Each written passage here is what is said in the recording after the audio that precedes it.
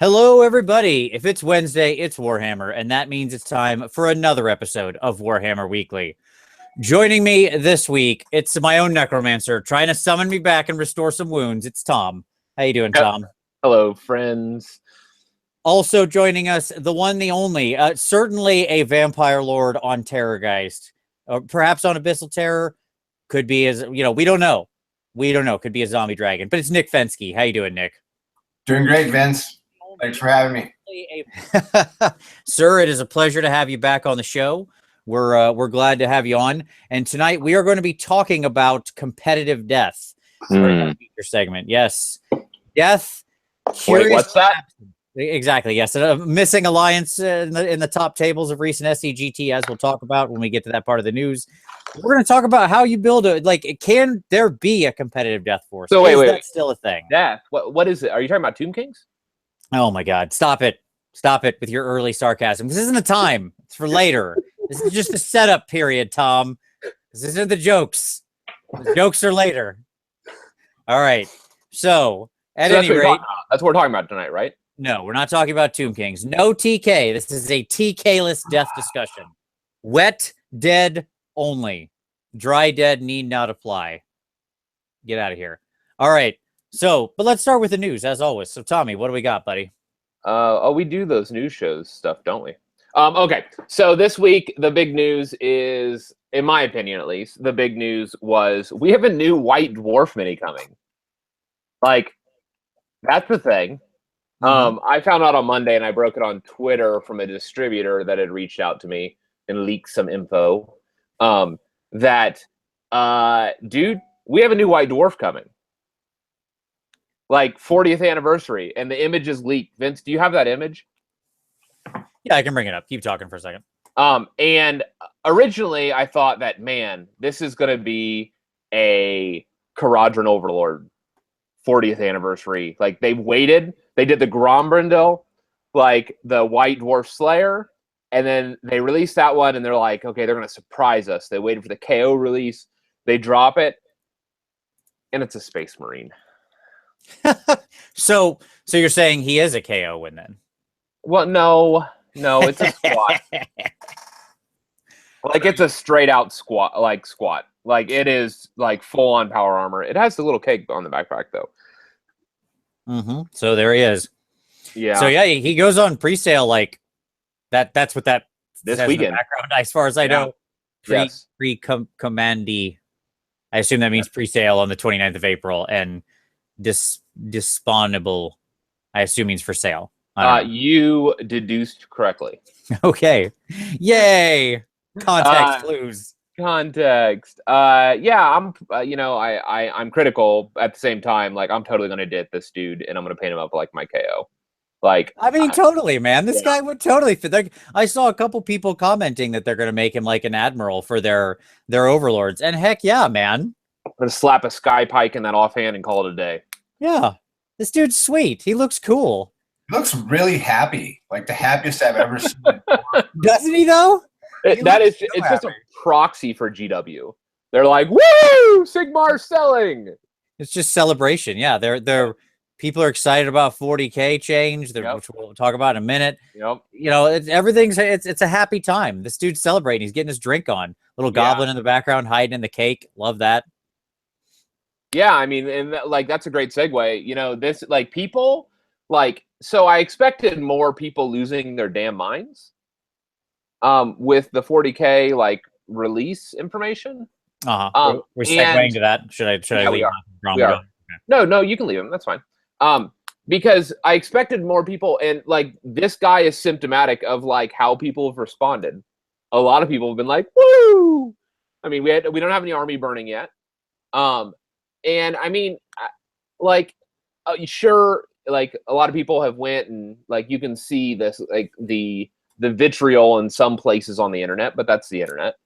No, I've been surprised about this. What have you all's responses been to the 40K announcement? Let me ask that. Well, I'll go first, but I'll let Nick gather his thoughts since we ambushed him with that question. Surprise. Yeah, but positive. I mean, obviously, I played 40K back in 3rd edition. I think it's the last time I played it. So it was many years ago. Stopped playing probably around, I think the last game of 40K I played was probably 2003. So that was a while back. Good God. And I mean, everything I saw looks good. They seemed like they're keeping enough stuff that it still looks like 40K. There was a lot of little interesting things that I found in their spoiler leaks. Like there's still a strength toughness comparison. They have a flat number to hit. Fine, I guess. Little mix of the two.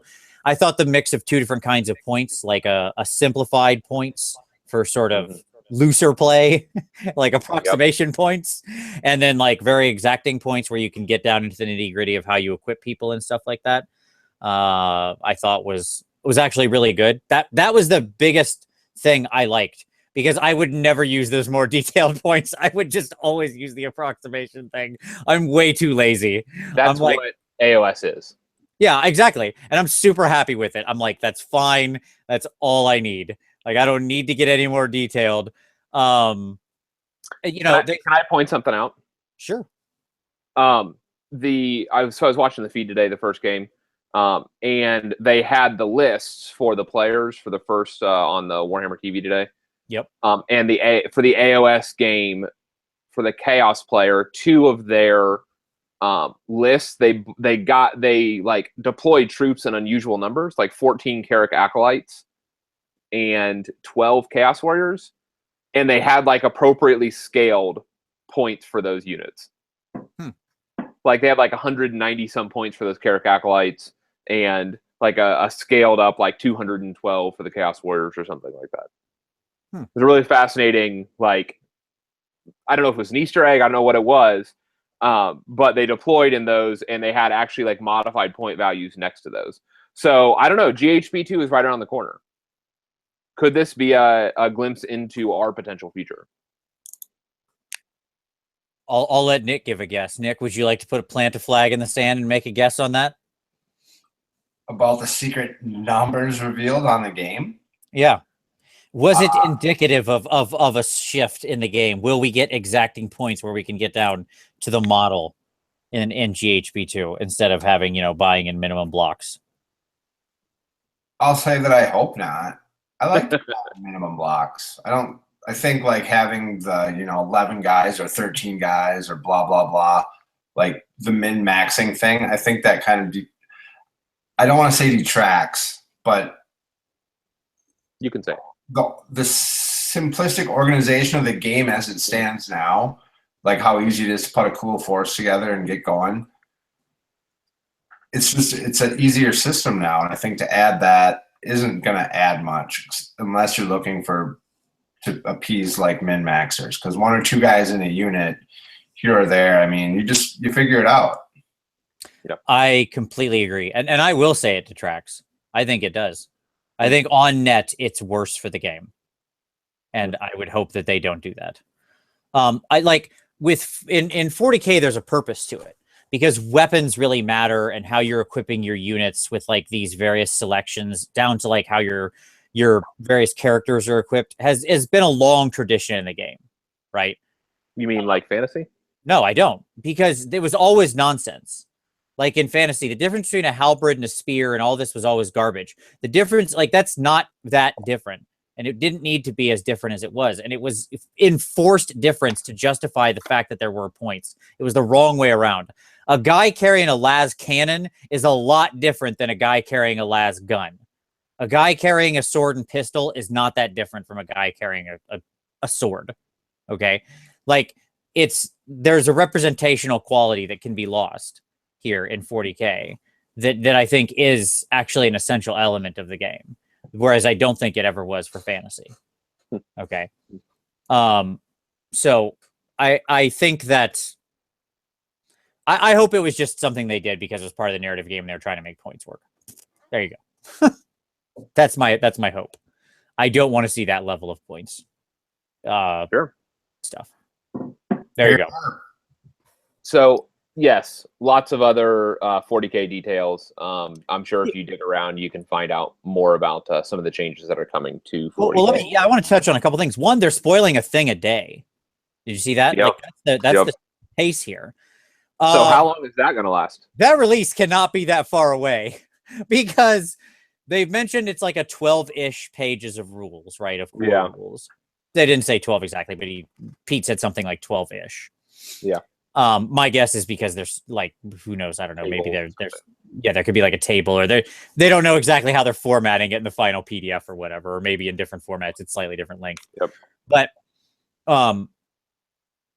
But that's like at a thing a day. It can't be that far away. Like, what in a month you're gonna have the whole thing, right? I mean, that's got to happen. Yep. I thought the 3 factions was a good play. Sure, Imperials, Chaos, and Xenos. That was cool. That's fine. It makes sense. I don't know that all the Xenos necessarily fit together in a single hegemonic. I don't think the Tau would appreciate being in the same group as the Tyranids. I think that they would feel that there's something different than that. But hey, whatever. Skaven don't make sense with other Chaos, and yet I put up with that, so that's all fine, I guess. I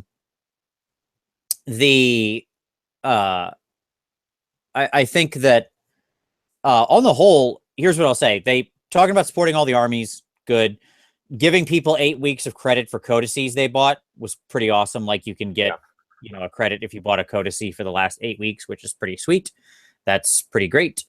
The thing that I thought was the coolest was they did say there will be a new force at launch. Yep. So everybody's interested to see. I'm very interested in that. My biggest problem with 40K, in addition to 7th edition being a just tangled mess of rules that I had no interest in digging my way through, was that there wasn't really an army that appealed to me. Like, there is an army in the lore. I'm just not going to collect an all metal Sisters of Battle army. So if they made plastic sisters, I would buy that army in a heartbeat. I will be there the next day. I'm sure with many other people who've been screaming about this forever. But I'm always interested to see a new force. It's space, so like somebody can just float in, right? Like, it just. I'll deal with this a little bit later in like the potential releases over the next year. Because I did have somebody who seems to have some knowledge moving forward. I had a conversation with them this last week, and they communicated that in those opening months, we will get 3 new forces, like 3 launches, in the kind of the opening salvo of 40K. Oh yeah, sure, yeah. Yep. I mean, good. Like 3 new product lines. Mm-hmm. Yeah. It'd be awesome. I mean, I think it's exciting. I enjoyed the game when I played it. It just became too samey for me, and I got turned off by the world, to be completely honest. Like, it's a very dour, dark world, and I couldn't seize onto a faction I really enjoyed. There wasn't anything that aesthetically appealed to me, and I've always liked the fantasy aesthetic more, frankly. But and aesthetics matter to me. I have to like the look of the army I'm playing. So. There you go. So that happened. There you go. Rumor engine dropped. I don't know what it is. There's like a Tau symbol and an Eldar symbol. It's something 40K, so I tuned out. Yes, I'll be honest.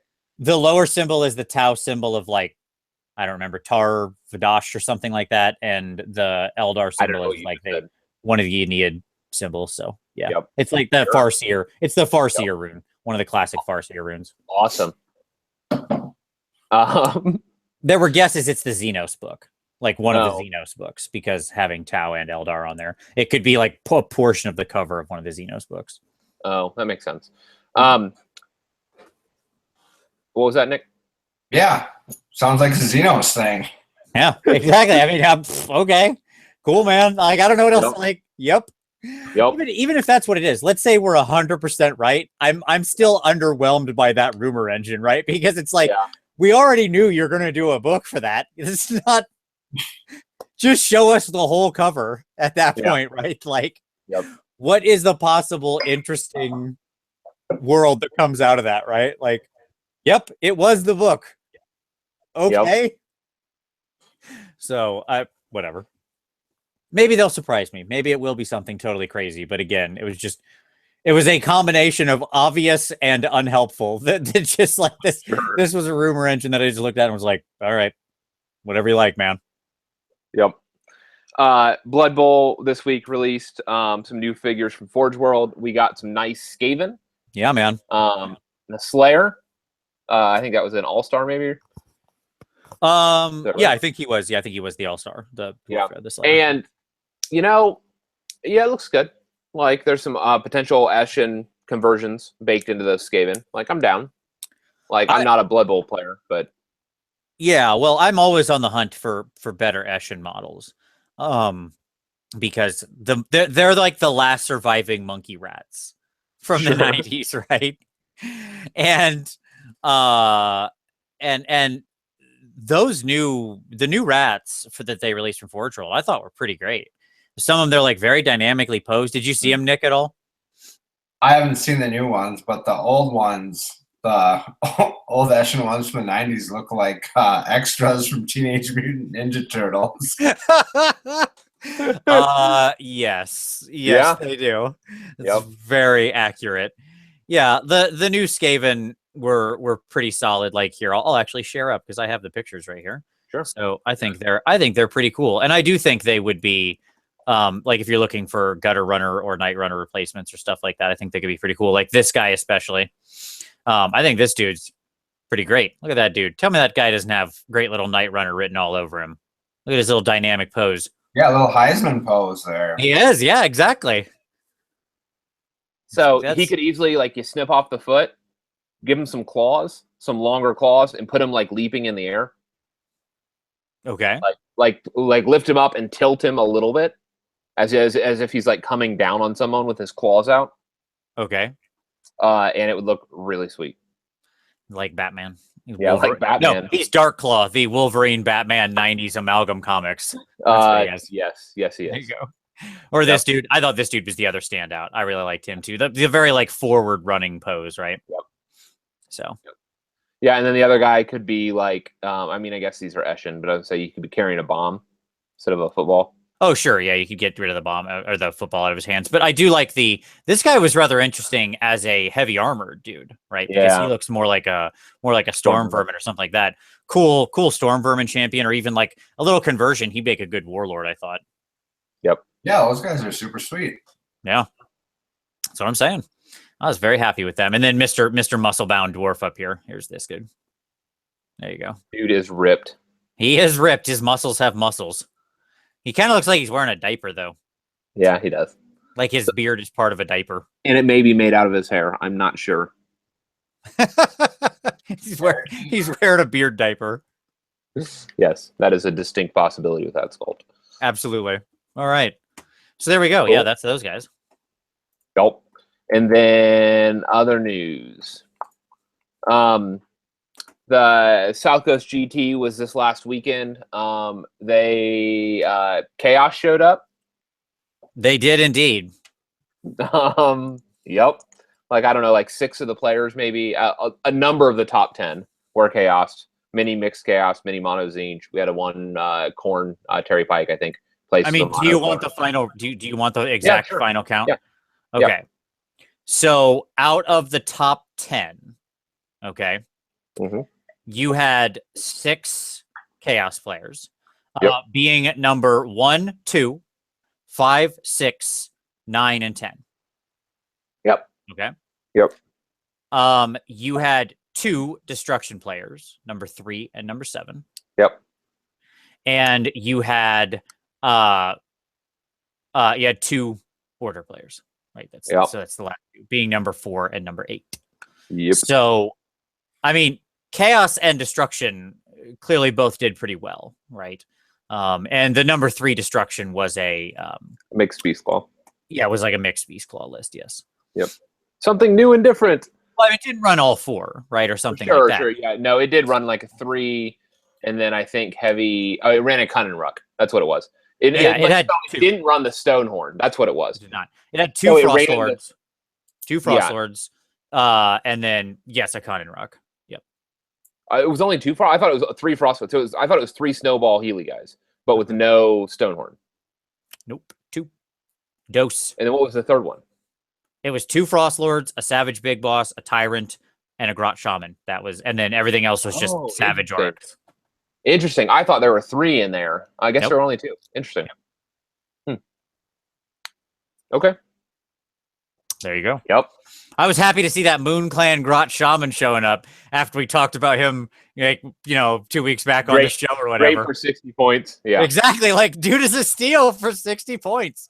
I was like, I can see that Jack looked at the list. It feels like he had 60 points left, and he was like, what can I get up for 60 points that's good? And he saw that Moon Clan Shaman. He was like, that's my guy right there. And he's right. That dude's a baller at 60. I'm a buyer at 60. Let me tell you. Absolutely.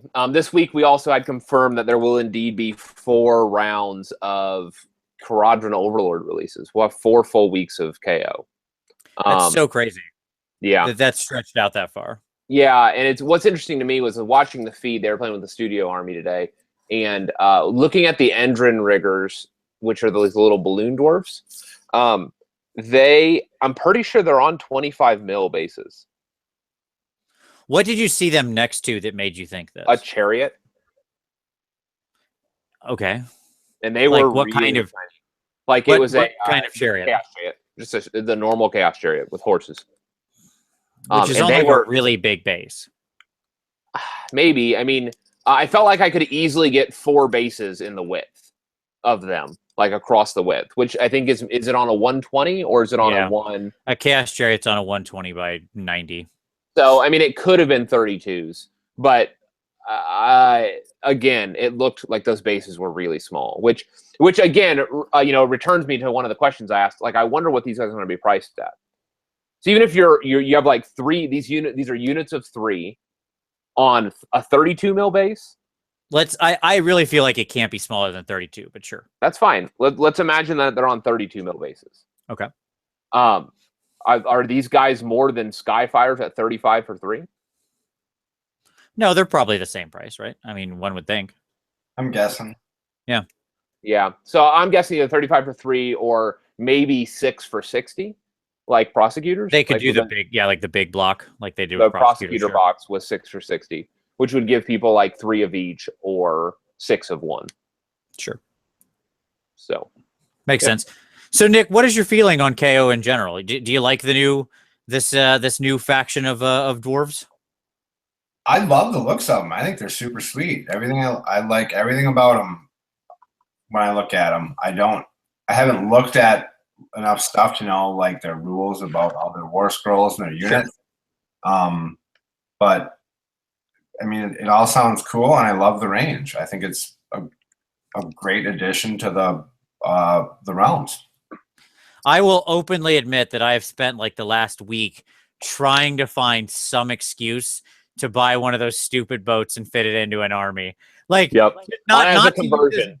As a conversion. Like, not to use it as the thing. Like, to use it as something else. He doesn't want Duarden. No, I'm not. There will be no dwarves anywhere painted nor on that boat. But yeah, I was like, maybe I could replace Thanquil and Bone Ripper and call the ship Bone Ripper. Like that's the level I was going to. Yeah, the SS Bone Ripper, dude. Or maybe it'd be the what is it? Are British ships like HMS or something? Yeah. Like I don't know. Yeah, like the HMS Bone Ripper. Sure. The SMS, the Skaven. Yeah, this is exactly yes. So GSS, the Gray Seer ship. So it just but I can't find a good use for it yet. But we'll see. We'll see. The time has not the sun has not set on that idea. That's what I'll say. You know what would make a really interesting conversion is if it doesn't fly, but if you did something like a War Mammoth, like a floating ship that was being tugged along by something down below, like giants or ogres or whatever. So it was like just barely like drifting above, and it was being used as an army platform. Like I could see something like that. Well, and I was also trying to think of like how I could convert it into being like an Eberron skyship, like putting an elemental ring around it or something like that. Get rid of the Endrins and just do an elemental ring around the ship, whatever. Which would be 100 ideas are in my head, none of which have been good enough, but there you go. Sure. And then, I had mentioned I chatted with somebody this last week, and they suggested that we're going to have 3 big releases for 40K potentially over the summer. We maybe have some repacks, relaunches of AS Forces splashed in between some of these big releases. A a 40K campaign is going to be launching this fall, like a narrative, much like the Realm Gate Wars. And somewhere they said potentially somewhere, or it claims that a Slaanesh Keeper of Secrets is going to drop this fall. I don't know how legitimate that is or not. It's completely legitimate. No, I mean, look, it's completely legitimate. It just is, because they are the greater demons. Yeah. And they made the Bloodthirster kit, and they sold 1 million of them. And then they made the Lord of Change kit, and they sold 1 million of them. So yes, it's legitimate, because these things are printing money. And if you can print money, you do it. So, yep, it's real. Like, I mean, and I'll tell you, the Nurgle one's in there somewhere too. Okay, I don't know where he's coming. That was Glotkin, but yes. Sure, like, I don't know when maybe they won't, because they've got Glotkin and that's close enough and people can just use him or something like that. Yeah. Maybe that's fine. Maybe he'll never get his update, or not for a longer period of time. Yeah. But, like, I mean, there's just no reason. They can be sold to 40K and fantasy. They're always huge sellers. The sculpts have been amazing. Yes, it's going to happen. Like, that exact period, who knows? But yeah, it's going to happen, and probably not very far in the future. And they weren't clear on where the elves dropped in this lineup potentially, for the hypothetical Ooglu elves that we've been talking about. Ooglu. So that is the news. All right. Very good. Nick, I know you've been working on some Slaanesh stuff. Would you be excited for a new keeper on the order of magnitude of, like, the Lord of Change and Bloodthirster? Yeah, no, absolutely. I think that'd be great. A model to kind of come in and, tie the range that's in existence, to the world of the realms. And more importantly, get it a cooler war scroll, because, man, that thing's stinky. It's pretty bad. Can we get some points on the Exalted Greater Demons already? Like, we have better ruled war scrolls for the Greater Demons, and yet no points around those. Can those please happen? That would be great. Thank you. Please and thank you. I hope so. Yeah. Yeah, because then they'd actually be, like, as scary as they seem like they should be. Because, like, the Bloodthirster's a scary enough model. He's fine. Lord of Change is now good enough. The other two, not quite there. Not quite there. I'm not feeling that Greater Unclean one. He's terrible. I still can't bring myself to put him in the list. Yes, nor should you, because he is terrible, as I just said twice, and now 3 times. So, all right. So let's go to a pick of the week. So, Nick, you're the guest. You get to go first, sir. What is your pick of the week you'd like to share with people this week? My pick of the week is the Renegade Open. Ooh, all right. I like this. Certainly hobby related. It's going to be a 2-day tournament in the Twin Cities area, Minneapolis-St. Paul area. And it's happening around mid-November, I think, so the weekend of the 17th through the 19th. There's going to be a big AOS tournament, 40K tournament, a bunch of other systems. Renegade Open. I think it's cool because we've had some local stuff around here in the past, and we have smaller things, but I think this is a chance for our extremely local community to house a pretty cool thing. Awesome. Is there a website we can direct people to, or a Facebook page, or anything like that? Yeah, I think they do have a Facebook page, Renegade Open, and I bet simple Google search would probably bring up their website. There you go. Well, I will perform said simple Google search then after we are done with the show, and I'll put the link down there. All right, Tommy, what do you got, brother? What's your pick of the week? So, I should have mentioned. So I'm going to do 2 because there's an element that I should have mentioned in the news. Okay? Oh, okay. Go ahead. So let me go back to the news element first. It's going to be technically one of my picks. We're just going to cheat this one time and every time. Go ahead. Just one, yeah.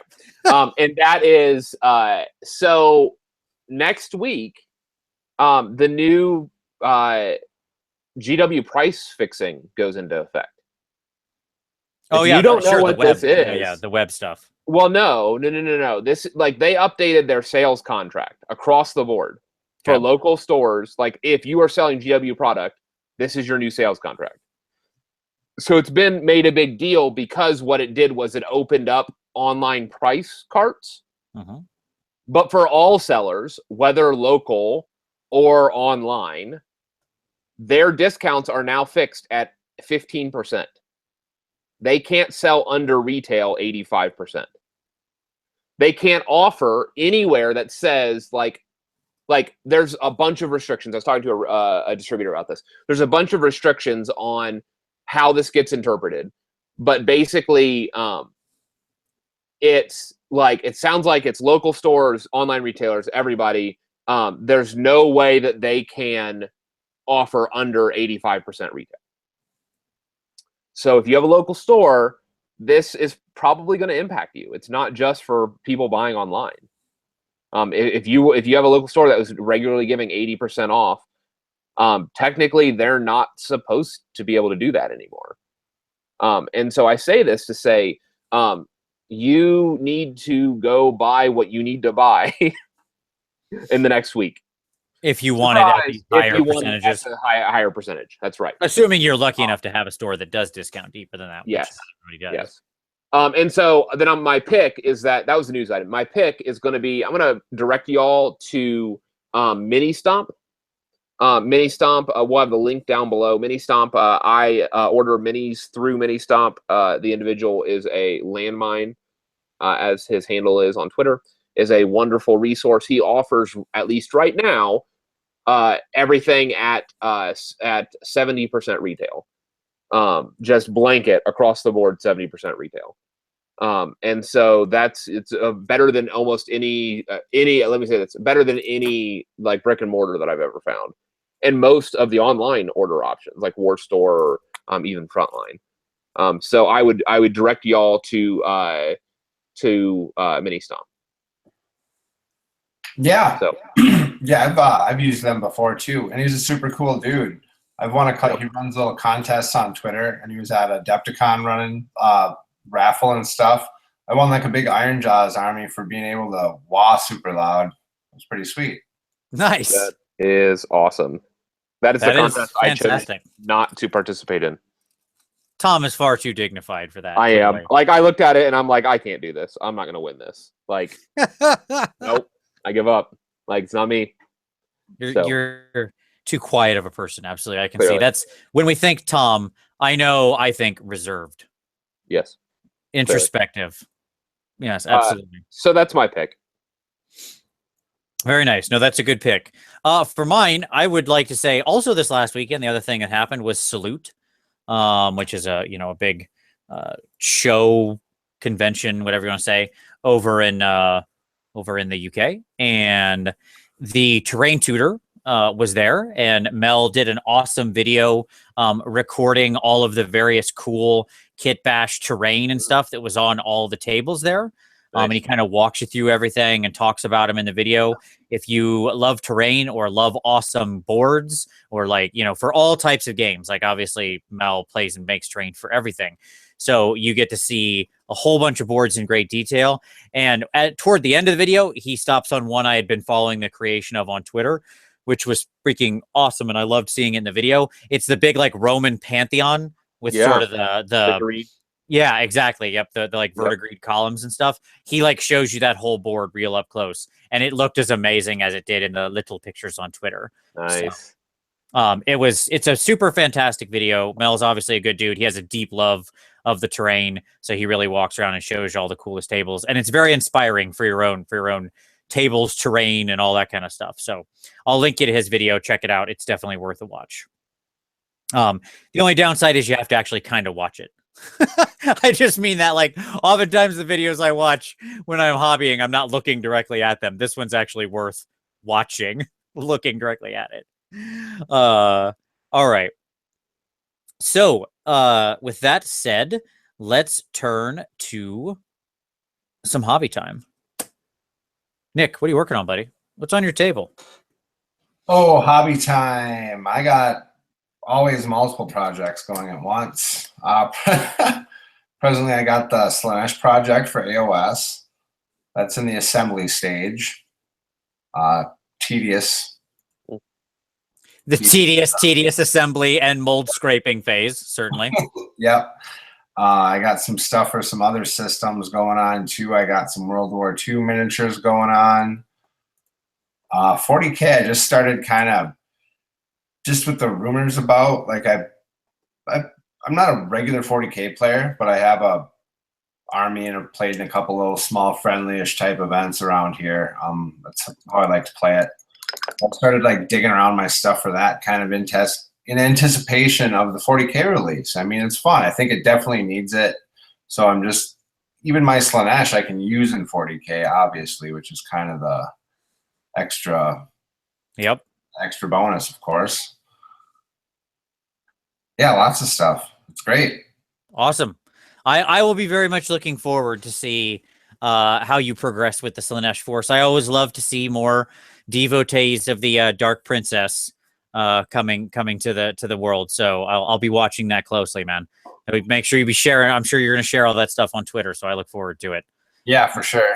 I'll have to find. Well, I gotta get some Keeper of Secrets / just some kind of, not centerpiece model, but like some really cool something. I gotta put a lot of work into it.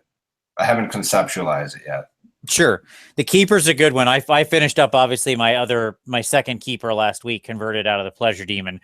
I thought about picking up and then I've got another one coming from TGG2, their version of it. I thought about picking up the Creature Caster just so I can have and I already have the Forge World. So I was thinking just so I can have every version of every Keeper that's been made. I think that would be fun. And then I'm just waiting. I can sail right into the new one from GW. Boom. Full pack. So yeah, but the Forge World one is worth a pickup if you can find it. I'll say that. It's a great centerpiece. And it's already primed to be the Exalted when we actually get points for that. So there you go. All right. Tommy, what about yourself, man? What are you working on?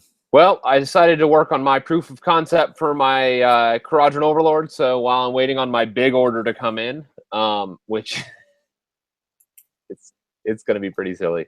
I can't wait to take pictures of that mountain of boxes that are going to drop here. But part of why that's silly is because my infantry boxes basically cost a lot of money because I'm actually having to use 2 full infantry boxes to make my companies. And here's why. Because I'm doing a full-out Fire Slayer Caradron Overlord mix. In the vein of Long Drong's Slayers. Long Drong Slayers Part 2. Yeah, Part 2. Fiery Boogloo. The Drongening. Say what? The Drongening. The Drongening. Yes. That's the new hashtag. And so from the Dogs of War, and so I have went through and I've converted my first 10 company. And where I was able to, they have these little utilitarian hatchets, and I was like, nope, snipped off the hatchets and put the big old Fire Slayer axes on, and all of them have the crests. I did some with open faces, and others obviously with the closed helms. The way that it actually looks like their face respirators could pop off, because of how the helms are so similar between the two. And so so I did the conversions, obviously, put the Fire Slayer axes on top of that, the hatchet bases and stuff like that. And then he's not done because I need to put his shoulder pads on, but this is my light skyhook solution. They're the troll hammers from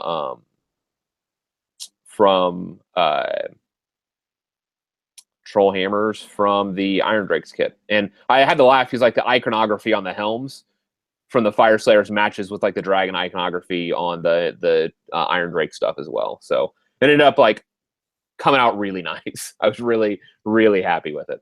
So no, they look great, man. So yeah, it came out really, and then obviously how big old the shoulder pads. The question is am I in these kits? They come with 2 sets of shoulder pads, for supposed to be for the command model, and I'm wondering if I can round up enough shoulder pads and so that I have consistent shoulder pads between all of my units. And so right now I was going to use the Iron Drake ones, but then when I realized that I could potentially use the actual Arcanaut shoulder pads for them, I started brainstorming. So we'll see. Go back to the previous image real quick. You gonna drill out that gun barrel? Because if not, you're going to hear a lot about it from me. Yeah, you got to drill out that gun barrel, man. Drill out the gun barrel.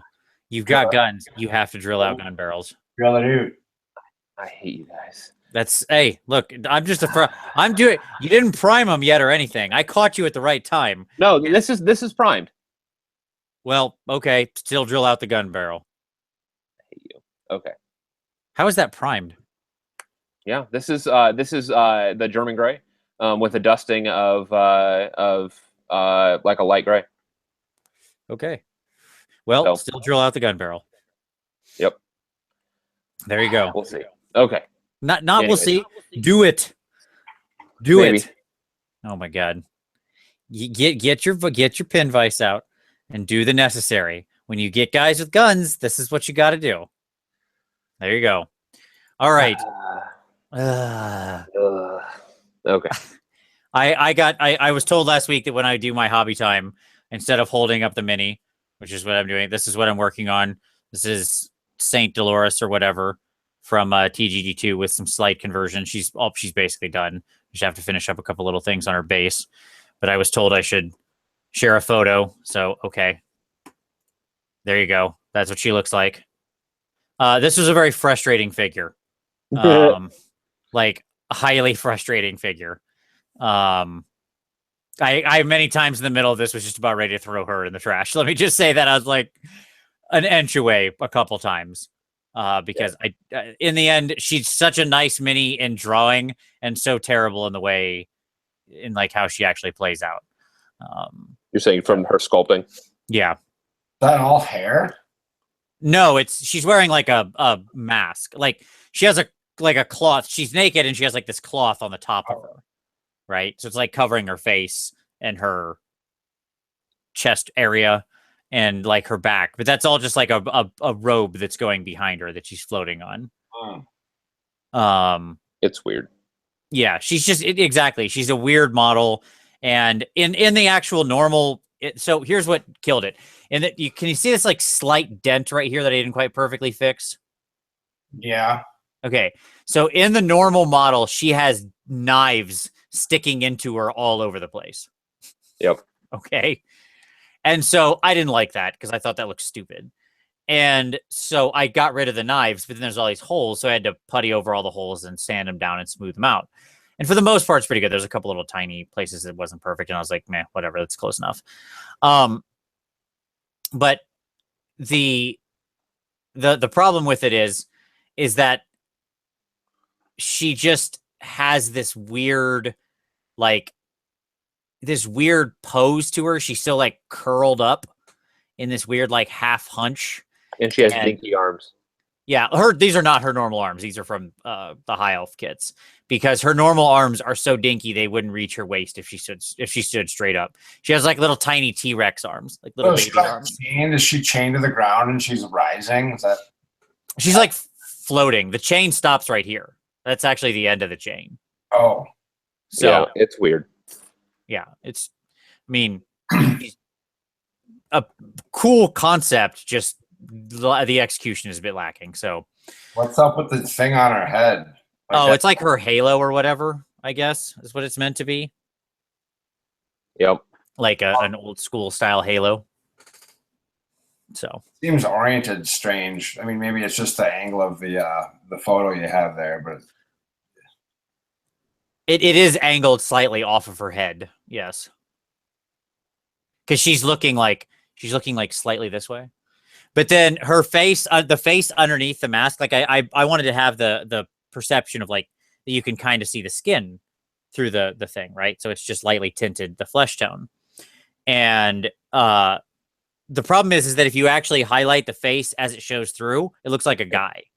Yeah. She has this big square chin.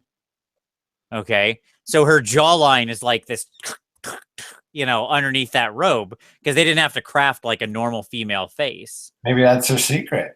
It could be. It could be. Surprise! That's a good point. I suppose there could be. I mean, she's all hunched up. There could be perhaps a bit of T&D going on here. I don't know. But so I had to use, I tried to paint it to sharpen her chin to make it look more feminine, right? To kind of bring it more to like a a point. So, yep, whatever. There we go. So that happened. She's done, or she will be, and right after the show. So that's fine. And then I'm moving on to a fun conversion project, and that is going to be. I'm going to make Sigmar. We're gonna make Sigmar. We're gonna make a miniature for Sigmar. So there you go. That should be an entertaining time. That's gonna happen. That is gonna happen. We're gonna get Sigmar on the table. I'll probably make a war scroll for him too. So what's the base? What's his base gonna be? What's he based off of? Oh, what is he based out of? Is that like what's the base mini? Yep. Or is he a full blown Frankenstein? No, he's not a full blown Frankenstein. He's very much based on an existing mini. He's based on the Emperor, basically, because it's this guy.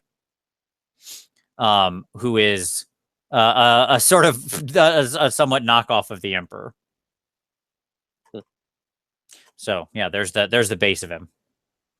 He's appropriately sized. So we'll see. He should be a fun conversion. He's not gonna look as we got to give him the big beard, really get that in there. Are you gonna have to sculpt that? Yes. Nice. Is that a 54mm model? He is, yeah. He's 54 mil. So he seems appropriately sized for Sigmar in normal play, right? Because I feel like Sigmar's got to be a big dude. Like he's probably that big. He's like Primarch big, right? Godly. Yeah, exactly. Alariel is like a 54 mil miniature, right? Like she's huge on the top of that beetle. So that works for me. Yeah, I want him to be like he'll stand like this much taller, like a normal like Stormcast would come up to like the middle of his torso. So seems reasonable. All right, so that'll be a fun project. Okay, so with that, let's get into the feature segment, gentlemen. So let's talk about some death. So as we mentioned at the top of the show, I went through the top 10 from SCGT. There was no death. No death. No death. If we dig down another 10 spots to 20. No death. Nope. No death. Now, let's say we dig down another 10 to 30. Out of the 180 or 196 people. Correct. No death. No, the number 30 placement should have been death. Was 30 itself death? I thought it was death. Yeah, 30 itself was death. There you go. Okay, I thought it was like 32. Sorry, I don't have the list right in front of me anymore. Yep. Okay, so that's not great. So let's first hit on this. Let's just get our initial answer out there to this question. Okay, because if the answer to this is no, then the entire premise of the show is bankrupt and we should just stop now. Okay. Okay. So here's the question. We're going to leave TK out of this. Okay. SCGT played a lot with the several critical components of TK pricing, made them not as competitive, especially given more other efficient choices in other armies. We'll just leave them out of it. They're somewhat controversial. We're talking about current Age of Sigmar death stuff, right? The stuff that so not the real compendium. Death. Got it. We're talking about the stuff that appears in the death, Death Grand Alliance. Yes. Yep. Okay. Yep. All right. So, can they be competitive? Let's just start simple. Yes or no? Nick, what do you think? Well, I have to say yes, right? If we want the show to keep going on. If we want this to be more than a 50-minute show, yes, we absolutely, without a doubt, they can be. There you go. All right, Tom. Yes. All right, that's a timid yes, but I accept. So the reality is that like both at Adepticon, which is also a fairly large event, it was about half the size of South Coast. Both Mitch and David Griffin placed in the top 10, and both of them had mixed death lists. They really didn't have TK in any meaningful way. David had a Necrosphinx. It would have went up 40 points, but he had a summoning pool, so he could have eaten those points. Like he could have still ran as functionally the same list or very close to it and just changed some of his summons. And then Mitch didn't have any TK at all.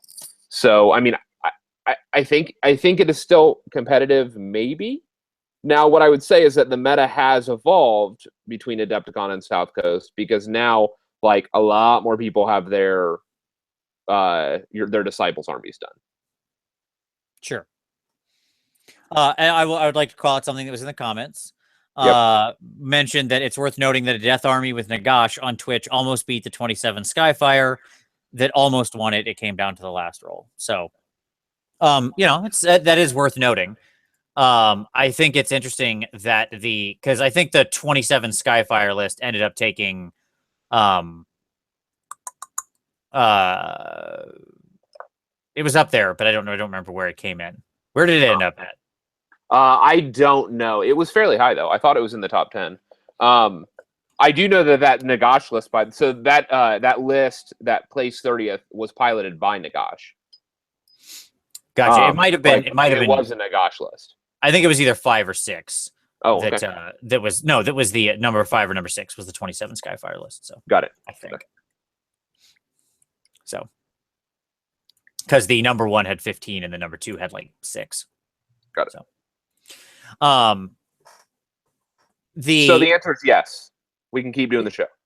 All right, good. We can keep doing the show. All right, great. Okay, well, we're all right for that. We've covered that. So let's talk in broad terms here. First off, so Nick, what overall do you think are the strengths of Death that can make it competitive? And you can talk in terms of, like, I know you have a big Flesh Eater Quartz forts you've run many times, so you can speak within that particular subfaction or in general. What do you find to be the strengths of Death that make it competitive on the table? Well, I think even if you just look in the GHB under the allegiance abilities of Death, because there's no book of Death that gives allegiance artifacts. There aren't any in the Flesh Eater Quartz Battle Tome. It's all the stuff comes right out of the GHB for Death. Yep. Is that it's resilience. That's their shtick. Like that is their backbone, if you will, is resilience. And I mean, let's not mince around here that they don't have one of the best default generic allegiance abilities, right? 6-up ward, whatever we're calling those, 6-up damage prevention save across the board, 5-up near your general. That ain't bad, right? Yeah, that's actually, I mean, it's arguably up there, obviously, with the destruction. Right. Yes. I mean, for my money, given what Death is doing, I think it is the best. I think it's the best one in combination with its thing, because I think Destruction does already have not that the free movement isn't awesome. It is. But I think Destruction has lots of ways to move around and play movement shenanigans, and they generally get across the board anyways. Getting across the board faster is good. But Death's ability to heal and restore itself and restore models, combined with when you start dropping, just this last weekend, I played a game and, one of my opponents had 60 zombies on the table with his general following not far behind, giving the whole thing like a 5-up ward, right? That unit just didn't ever die, ever, right? Because it would just come back and fail to die, and he'd ward save and it'd come back. Just like the restoration was just pretty crazy. Yep. So I've got to agree. I think you're exactly right. But I think that makes them so one would think durability would be such a highly valued commodity, right? These guys are tough to kill, and they actually can break. They most easily of all the forces break the sort of reinforcement point rules, in that they can refill their units very easy. Yeah. Yes. Right? Without any additional cost. Yeah, I mean, what I would say is this: in order to be competitive in the current meta, okay, yep. This is what I like. So I kind of view it there are 3 points that you have to perform on.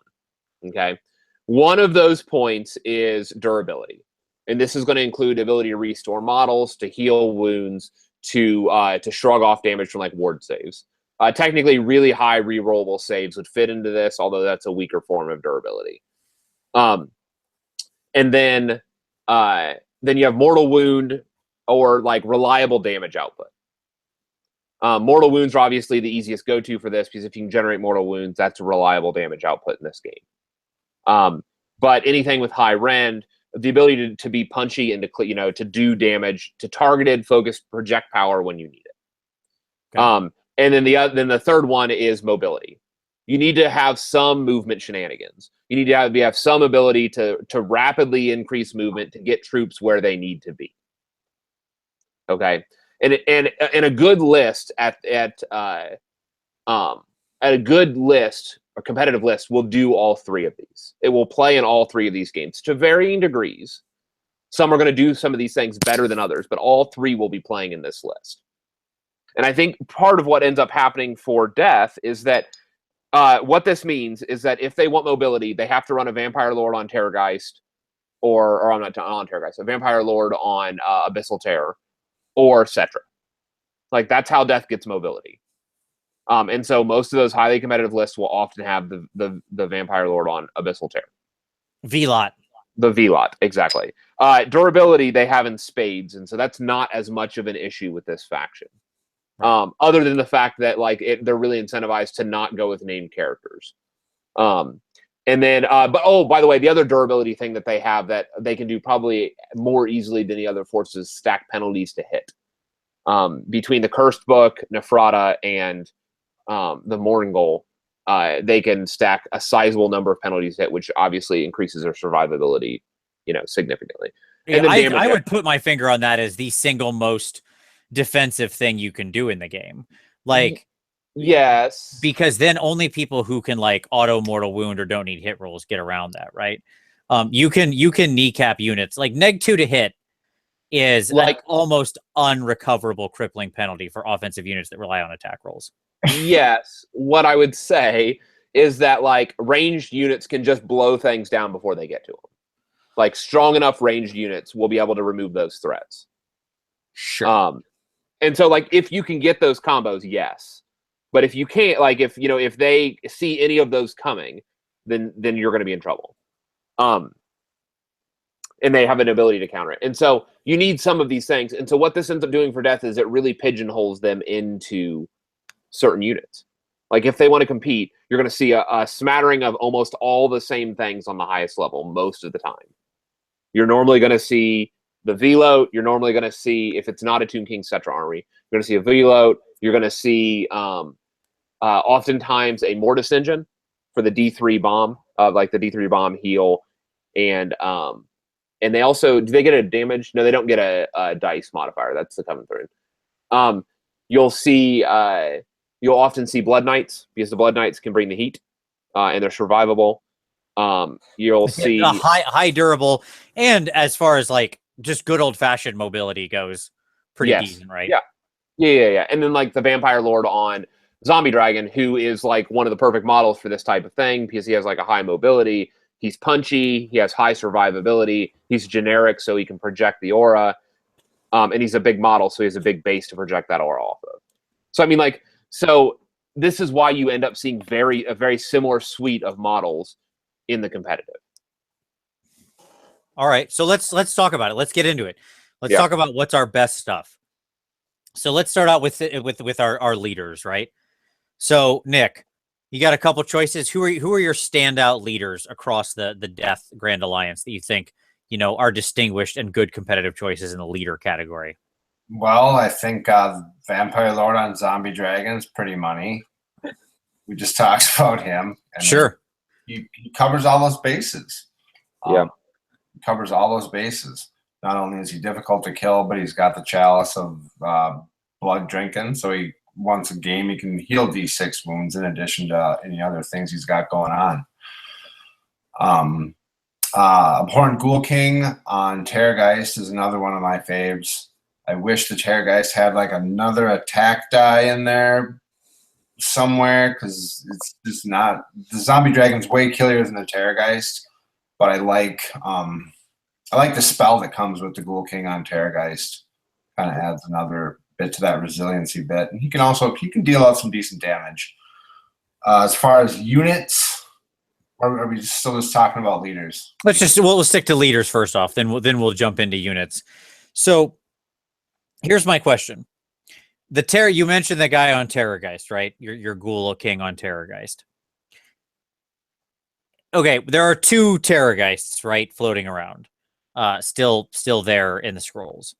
There's just the regular old Terrorgeist that doesn't have any of the Flesh Eater Court's keywords, right? And that go ahead. Beast of the Grave. Yes. And he's just rocking the old school 3d6 scream, right? When he's undamaged. Now that his dice goes really down. awesome. Yes. But then unfortunately the Mr. Ghoul King's Terrorgeist, he just gets the 1 die plus a d6. How much does that suck? It's the worst. Yes, like to me, that is a huge hit to that model that just wasn't necessary, right? Because it's not like there's a lot of ranged power, period, and it's not like that attack is even very long range, right? Like that's not a reach out to touch you ability. Yeah, exactly. 10 inches. Yep, 10. Yeah, and like 3d6 is actually pretty scary because it's going to average 11. Sure, even though you average 10 and a half, 11, whatever, right? What that means is that, okay, on average, I can mortal wound the high number of like leadership 10 things in the game, which there's a fair amount of, right? Yeah, with some luck. I mean, on 3d6, the window gets larger to, do some potential larger damage. Exactly. You can have those rolls where it just cracks a unit in half, right? But with the d6 plus 6, true, you average a 9. So, okay, 9.5, whatever. It's only actually, 1 point. Statistically, it's only 1 point lower on the average, right? But it's a lot less swingy. The top end is so much lower. Well, it's capped at 12. I mean, that's it. It doesn't get higher. Exactly. And the reality is, especially it's always fun to do is to scream into, yes, it's fun to scream and kill, like a hero or something on a big roll, but it can be a great tool for thinning a fairly decent sized unit who's going to have a big bravery buff, right? If they have a big from numbers. Well, they're not going to get that on that. They only get the bravery buff on numbers in the battle shock base. Yes. It's comparing it to their characteristic. But my point is, like, if you got a big group of bravery 10 guys, you're not touching that unit with a scream. No. It just doesn't touch it. Like, even on your best roll, you kill 2 dudes? Right? In a perfect situation, you kill 2 single wound dudes. Yeah. That is underwhelming, right? Yeah. Whereas 8 models out of a unit on the miracle roll feels pretty good. Like, that's a pretty good number. And you can roll 3d6 and get a 15, 16, something like that. That's not out of the box that far. And that's, 5 or 6 guys. All right. I felt like I did something with that. This massive monster scream. But to me, that's the biggest letdown. But more importantly, there's a mental threat that is generated by that 3d6. Yep. That is just not there with the d6 plus 6. Like, so if I'm sitting across the table from that, I'm going to look at that and go, d6 plus 6, it averages this. It's going to so I'm going to lose at max 3 models. Okay, no worries. But you're just not going to care about it. Oh, right. If you're not familiar with it, does that thing still have a scream? You're 6 plus d6, and I compare it. Oh, so like maybe you kill a guy, maybe. Right. As opposed to 3d6, 6, that can really do some damage. Like that, suddenly the threat of that thing becomes so much more, and it changes my plans. Just because I have to take that into account, where the d6 plus 6 just doesn't. Yeah, I totally agree. There's an absolute psychological warfare, right? With the old school Terrorgeist. So I think that's one of the things that made me sad. One of the things that South Coast did is increase the price of the VLOT, right? Yep. And it was largely thought that was because of the mobility thing. Yep. Does that guy actually need his points adjusted? I don't know how you can do that in good conscience and not do it to sale. What was he at? Like 2. I can tell you real quick. Like 220 maybe. The V-Lot was previously 220. 220, and they jumped him up to 300. Yes. So they jumped him up 80 points. He's an 8 wound model with no defenses.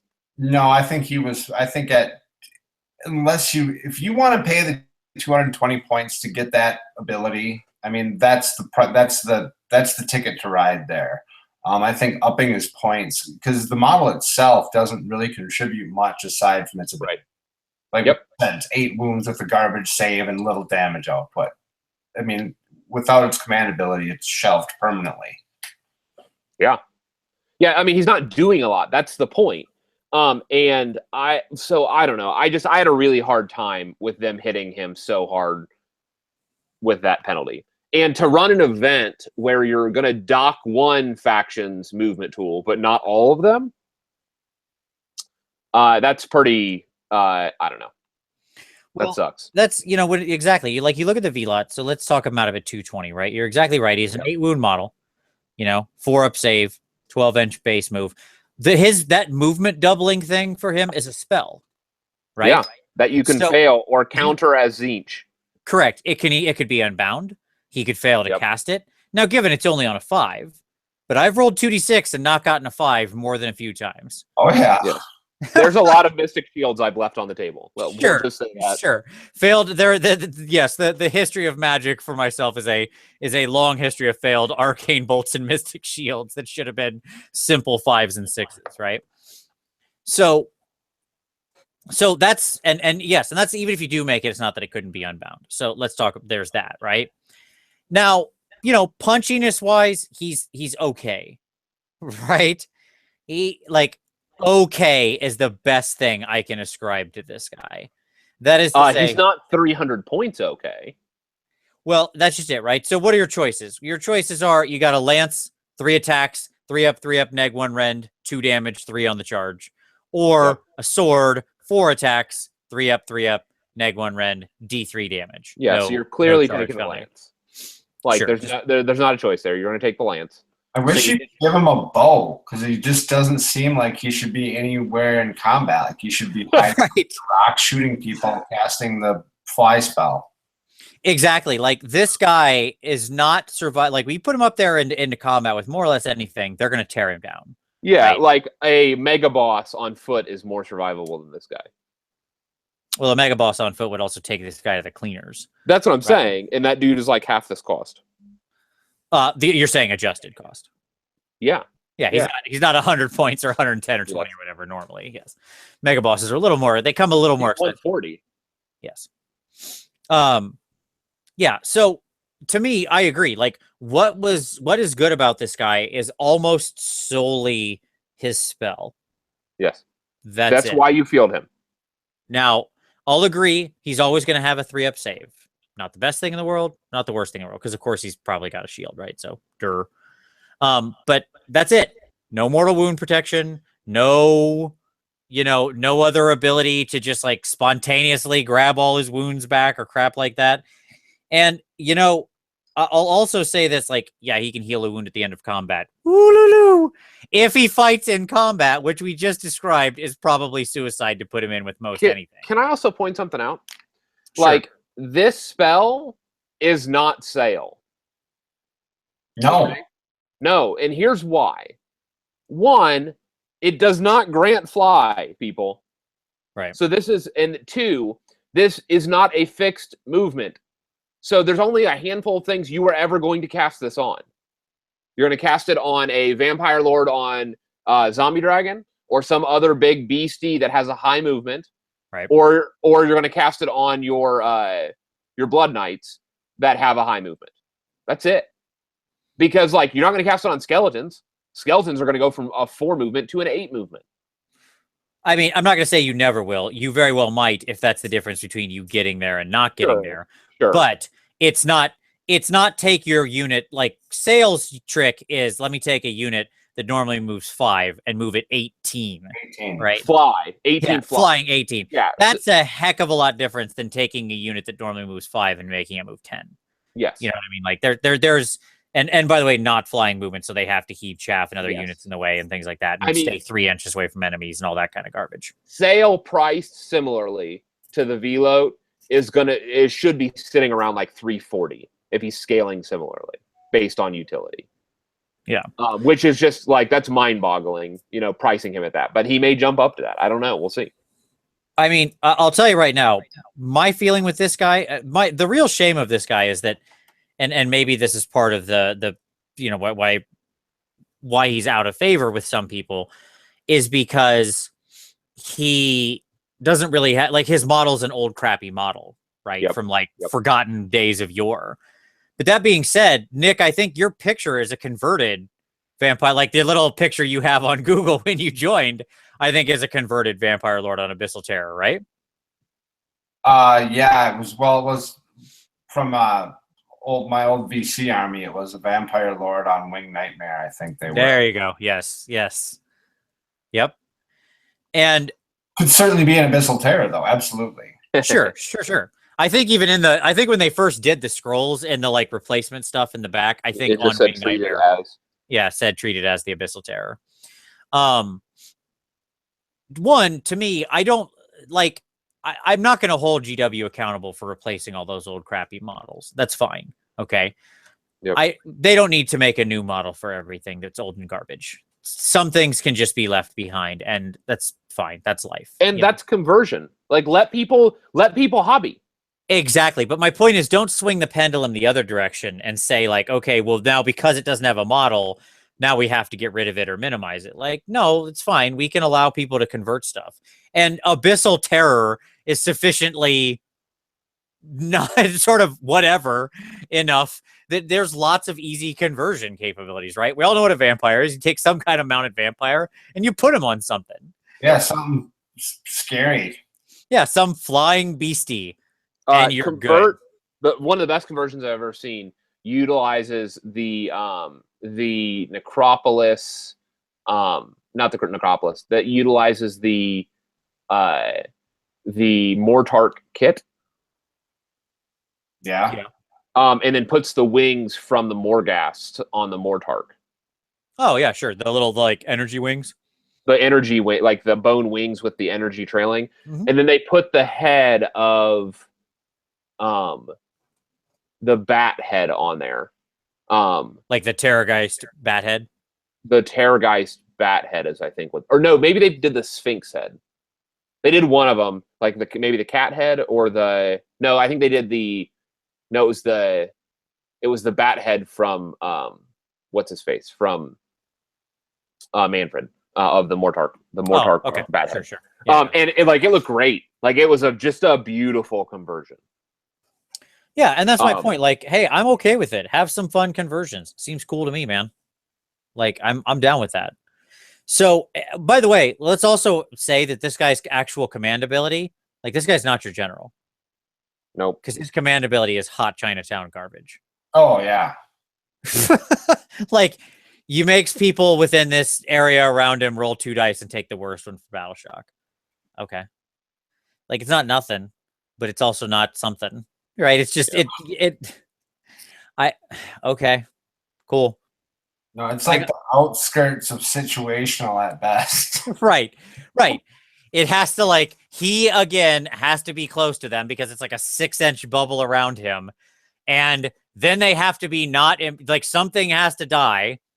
And then they have to be not immune to battle shock. Right. And models that can actually suffer battle shock because there's, well, you killed, it's a 3-pack of elite creatures. You killed one of them and their bravery 7. Okay. I'll roll all the dice you want. Nobody's ever going to flee, right? So it doesn't really matter. Yeah, it's just horribly underwhelming. So, all right. Any other leaders we want to call out? Nefrata. She's worth, obviously Nefrata's going to be worth mentioning. Nefrata, and only simply because of her bubble. She projects as her command ability a -1 to hit bubble in 9 inches. And it's the sexy. Man, talk about bogging down combat. That plus her spell is good too. Yeah, because she has a Sail-esque spell that makes a target immune to rend, which is huge.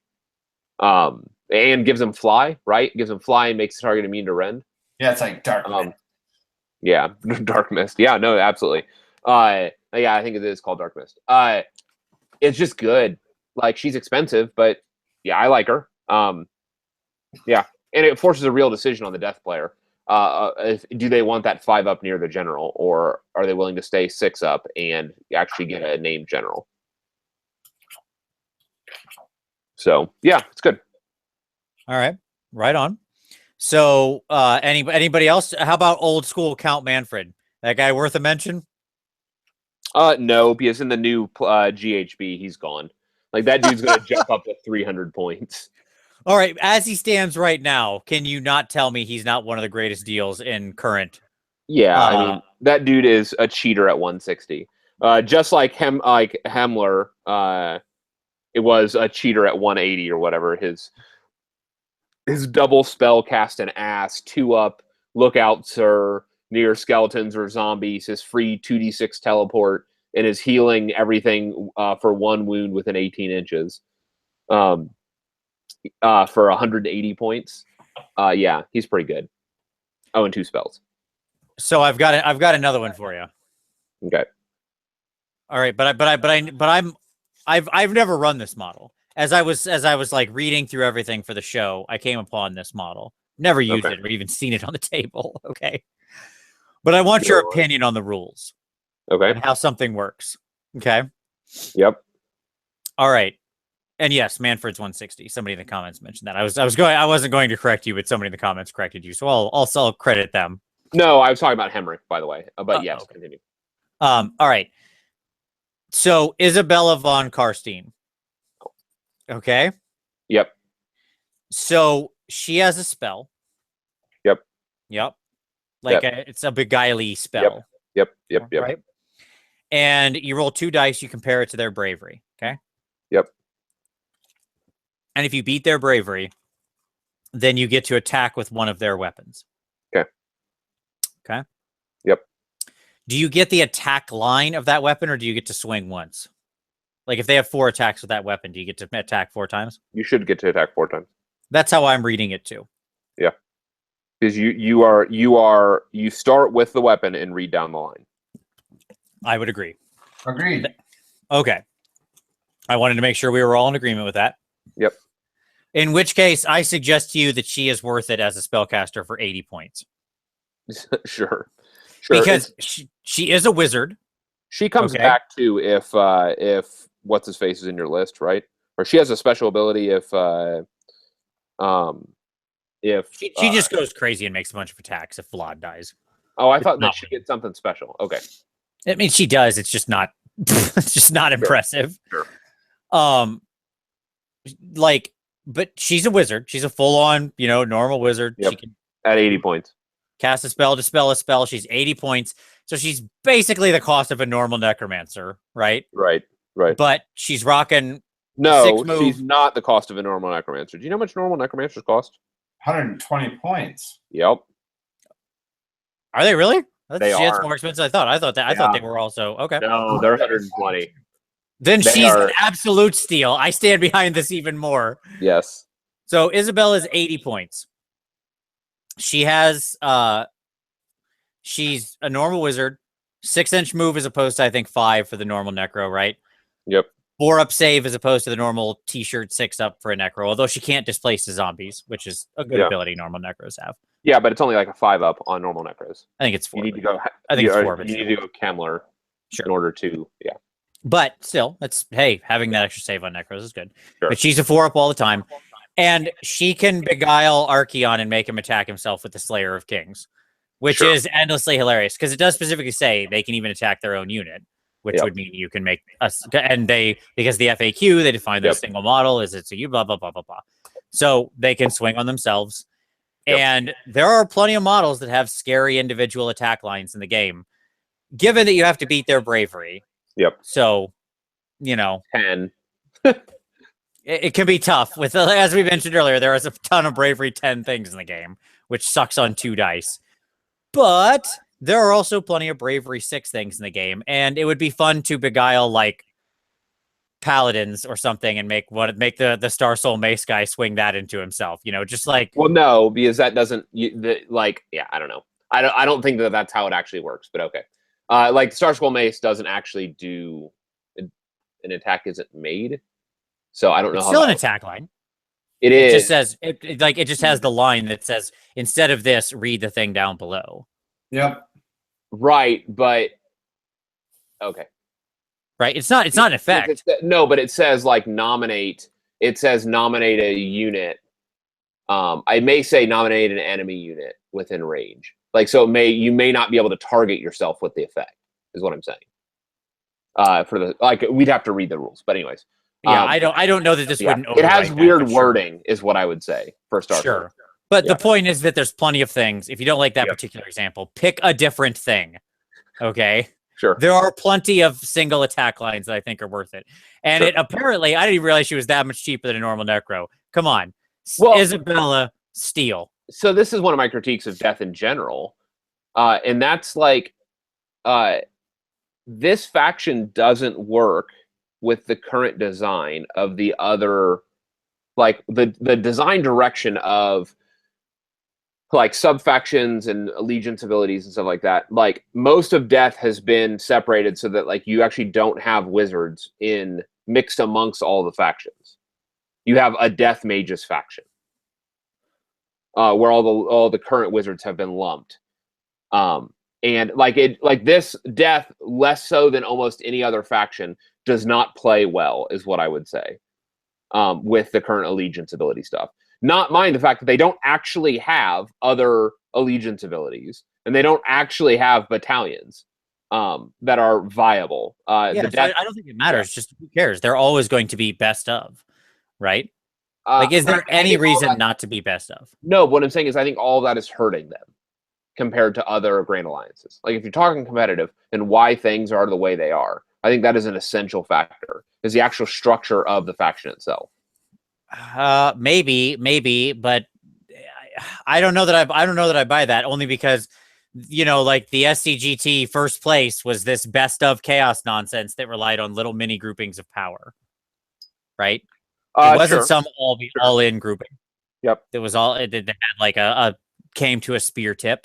Yep. It was just, you know, this particular group of things. Sail and Bloodletters are pretty good when you put them together with you know, Skyfires, which are pretty good when you put it, and then you've got some Storm Fiends. Like, these are all just things that are pretty good at projecting power, right? Yeah, so, but I think that's a little bit different analysis, because the chaos, the best of chaos list was the best of mass damage, and I think the best of vampire list or death comes from a little bit different place, because I don't know that death has that many units that you can pick and say, like, well, this is super damage unit, this is a must take super damage, and this is another one. I think that's limited. I think the army itself, they're all sitting in Tomb King. I think that's fair. Right? Like, right, Nick? Like, the most of them are sitting in Doom Kings.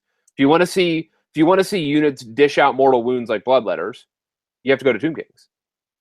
If you want to see them spit out bonus attacks, like the hundreds of attacks like a Cunning Ruck, you have to go to Skeleton Warriors with Lich Priests. It's just not in the core death anymore. No, and that's exactly it. They can get volume of attacks with some stuff. It's largely close combat oriented because they don't have a lot of ranged things.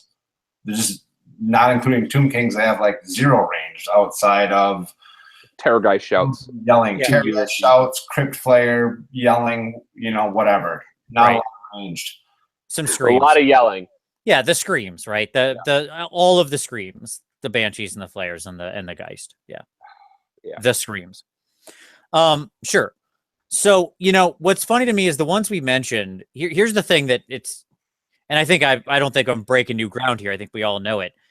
Death needs some new leadership, right? Yeah. A lot of the heroes that were identified as being sort of the standouts are things that are old. Yep. Right? And have generic traits. And yeah, like either they're old special characters or they're just old generic things like the VLOT, but they're like the command abilities are generic is what I'm saying. Like you're talking about like like their command abilities are going to be universal, no matter Right. what troops. Yeah, are yeah. They just say death, or they don't even care. Period. like Nefratus is a generic broadcast of a penalty to all enemies. Right. Exactly. So what that feels like to me is that death needs that new leadership. There's been a lot of people obviously calling for a death release. I wonder if the Shadespire, like Death Rattle group of skeletons are theoretically all heroes, right? What do those guys look like when they hit the table? I feel like they just are going to be all sort of exalted chaos hero kind of guys, right? Like none of them are true leaders, buffers, that kind of thing. They're just other fighters, tougher fighters, right? When you look at chaos, what you see is like a couple really good like leader buff dudes, and then just a lot of guys who want to go get in the mix. Sure. Right. And that's what these dudes feel like they're going to end up being. I don't look at one of those skeletons and think that's my new general. You know what I mean? Yeah, I can't get excited for like a ragtag bunch of skeleton veterans. That's not pumping you up. No, that's not leading the charge. The skeleton's cool and it's welcome, but yeah, I'm not. It's so disappointing. Future. So we need to answer the big question in the room. It came up in the comments, and it was going to be how I close out the leadership section. So it was well timed. Somebody asked, what about Nagash? Is Nagash pointless right now because he is too many points? Is Nagash just too freaking expensive? Nick? Yeah, that's kind of a gasper. I think Nagash can definitely bring some heat. If we're talking about 2,000, a 2,000 point match play game, Nagash is coming in at 900. Yep, he's darn near half your army, right? Yeah, darn near, and then you're gonna have to have some battle line, whatever. But I mean, he gobbles up approximately 50% of your stuff. Nagash is a really freaking good model with a lot of really good abilities that most of them are capped. You can't use in match play. In match play. Yep. Which kind of affects his point ratio efficiency deal. So he would be properly costed if they made just a simple change to the way spells work. Okay. And that would be something along the lines of simply saying you can successfully cast multiple versions, like multiple attempts, multiple casts of the same spell. It's just same name spells don't stack. So you could do buff spell A on unit A and buff spell A on unit B. Yep. Dish out 3 mystic shields. Right, but like you'd have to divvy them out to other groups. That's what I'm saying. Like, yeah, like if that small change in this system, like because like the rule of one was implemented simply because of Macaroni. of mystic, stacking mystic shields. But let's say that he did like how many spells does he get? Is it 7, 9? 6, I believe. 6. Okay. Assuming he's unwounded, he starts at 5 extra spells. 5 extra spells, 3, so 8. Total of 7. Right. Doesn't he start with 3 base and then he has 5? Oh, you're right. No, yeah, he starts with 3 base, adds 5 extras. Yeah, you're right. He's at 8. Yep. 8. So he has 8. Okay. Yep. So let me get this straight.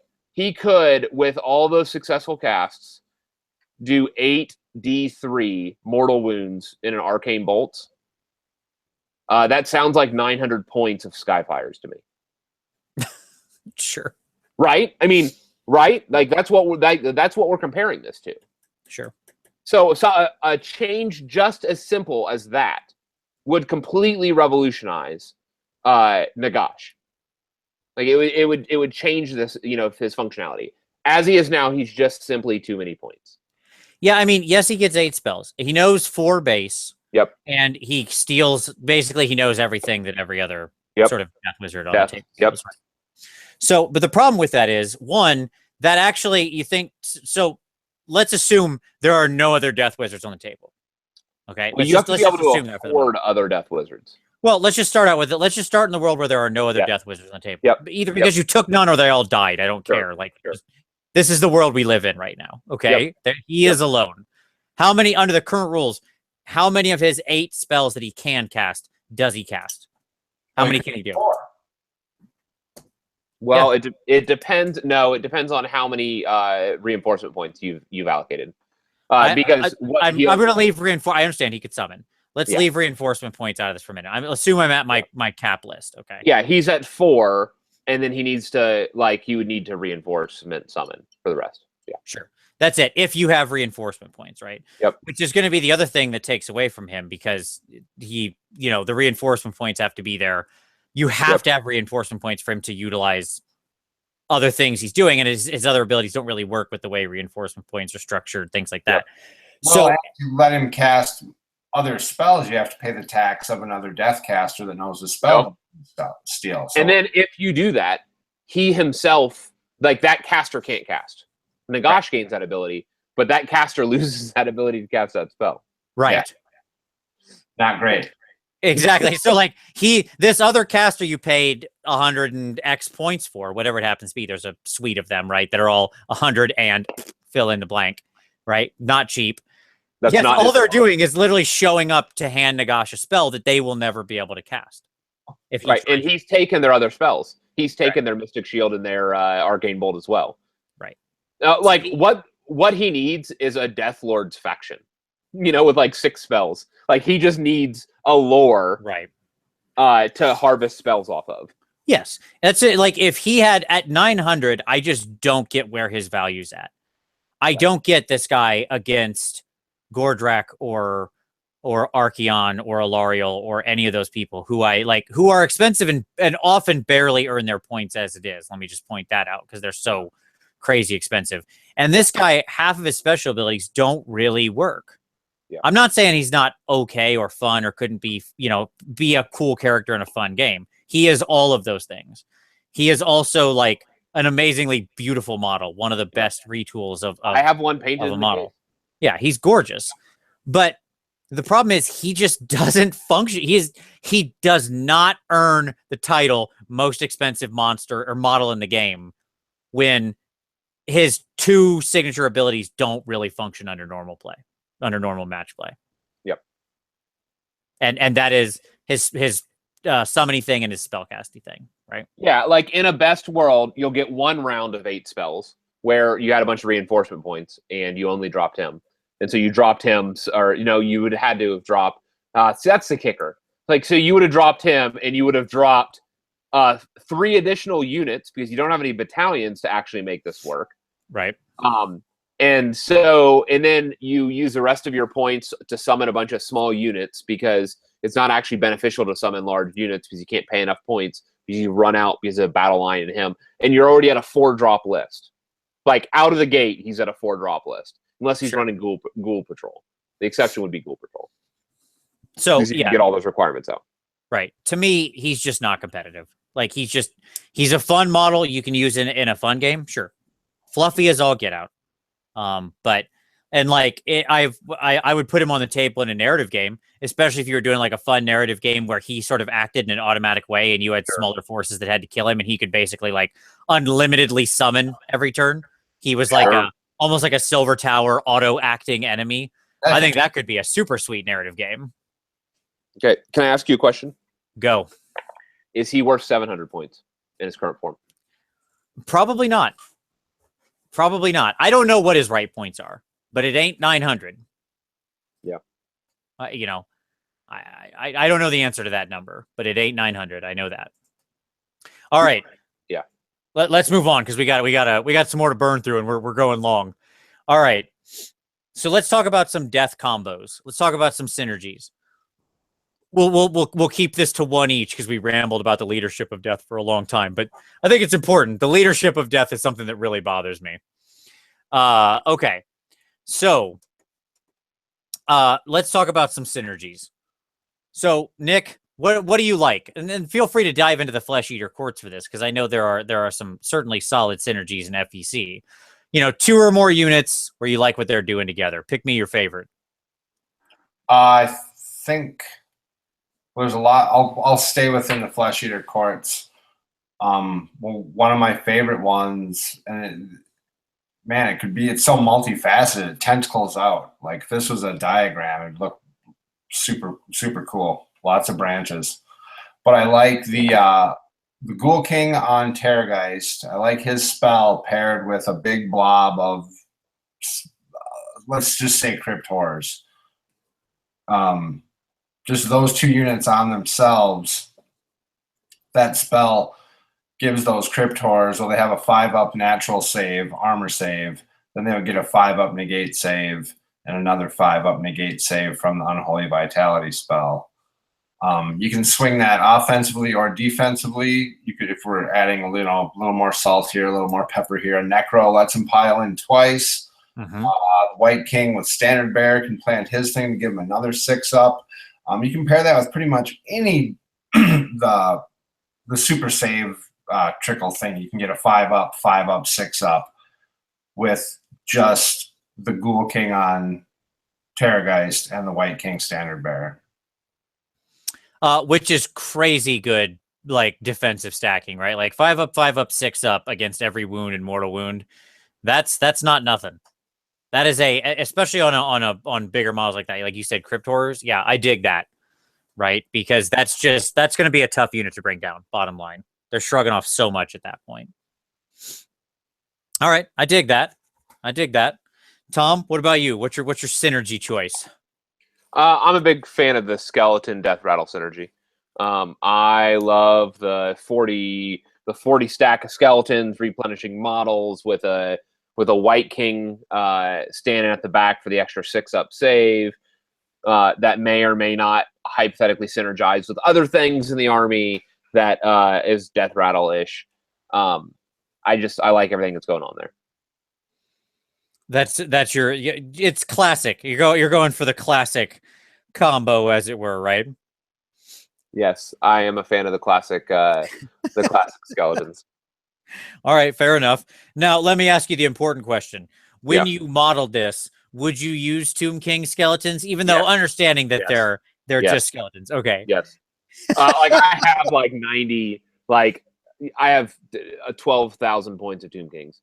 And yes, I have already looked at running a Legion of Death Rattle army that's just a Tomb King, like everything modeled Tomb King, but running a Death Rattle force, which may or may not include Cetra, because they are still Death Rattle units. That's a good point. Yeah, I mean, yeah. Yep, and Tomb Heralds and all that other stuff that still buffs Death Rattle. But we're not talking about TK today. All right. I'm talking about Death Rattle. Sure. And things that, hey, when I turned Death Rattle on my app, all that stuff. I know it's all in there. I know. I don't know what you're talking about this Tomb King stuff. Never heard of them. Hey, there's no Tomb King's keyword. There's a Death Rattle keyword, and skeleton chariots are hanging out under Death Rattle. Fair enough. For myself, I'm gonna just quit. I'm gonna pick on one that we already mentioned, but I want to dive in on a little more, and that is mine will be an expensive combo, but a combo that I like nonetheless. And that is good old Neffy with the Mourngul, right? Yeah. So this combination where, Neffy broadcasts her neg 1 blanket in a 16-inch range if she's undamaged, right? Her knight command ability, and the Mourngul with his 6-inch debuff bubble. A Bravery 6 unit that gets overlapped by that is at neg 3 to hit. Neg 3. That is most of those units just no longer attacking, just needing 7s. Well, and so much so that like most comps have comped that out. So like 6s auto hit because they're like, we don't want people to stop having fun. Which, you know what, is fine. Yes, please, please keep that rule in place because that does suck. Like, I'm not trying to, like, I don't care. You can hit on 6s. Knock yourself out. Your unit that hit on 3s that was just this ultimate whirly gig of nightmarish death that would swing in and just chainsaw everything. Take that same unit and make them hit on 6s. Have a good time, man. Like, I don't care. You're not going to do a thing. It's just going to do nothing. That is an odd swing of catastrophic proportions. Yeah. Like, that is straight cripple. I watched this happen in like 2 games recently because one of my opponents has taken to playing death, and he never, once he discovered Mourngulls, he came to me one day and was like, hey, what's this? Because I don't talk about combos and he doesn't follow like videos or read the internet. And he's like, what's this Mourngull thing? And I was like, it's really good. Just read it. Now they're around all over the place. He loves them. They're the best. So this is happening now all the time. So yes, it's dangerous. All right. Okay, cool. All right. So, you know, I my next thing was battalions. Okay, that I wanted to talk about. I want to hit this from 2 sides. What battalions? Well, Flesh Eater Court. This is what I want to point at, right? Yeah. So FEC has a bunch of battalions. I honestly don't know them, but Nick, I imagine you've got a couple you might like. So are there a couple Flesh Eater Courts battalions that you enjoy? Yeah. There's a couple I've used, and there's a couple that pique my interest, but I don't think I would run them, but I appreciate what they are. Okay. Such as? I love Ghoul Patrol can be super duper fun. That's, I don't want to start labeling it competitive, but it's a way that you can, all your ghouls, basically, the ghouls from the battalion go into reserve and come in off of table edges. And then they replenish, again, D6 models per turn. That's really good. You can get... it's fitting that movement requirement we talked about earlier, right? Like being able to march in off random board edges certainly fills the movement requirement of competitiveness. So I think that's perfectly fine. Yep, totally the movement thing. There's one that's a bunch of crypt flares. It's called Dead Watch. I would never run it because I can't get there with the crypt flares. Those are like the winged crypt horrors or the Vargas crypt horror heads. The quote unquote new model that came out with Flesh Eater Courts, right? The alternate way between Vargeist and crypt horrors to build the kit. Yeah, the great head swap. Yes, the great head swap, correct. Yeah. Exactly. That's a pretty cool deal. It's 3 units of the crypt flares and then their respective courtier, and it lets them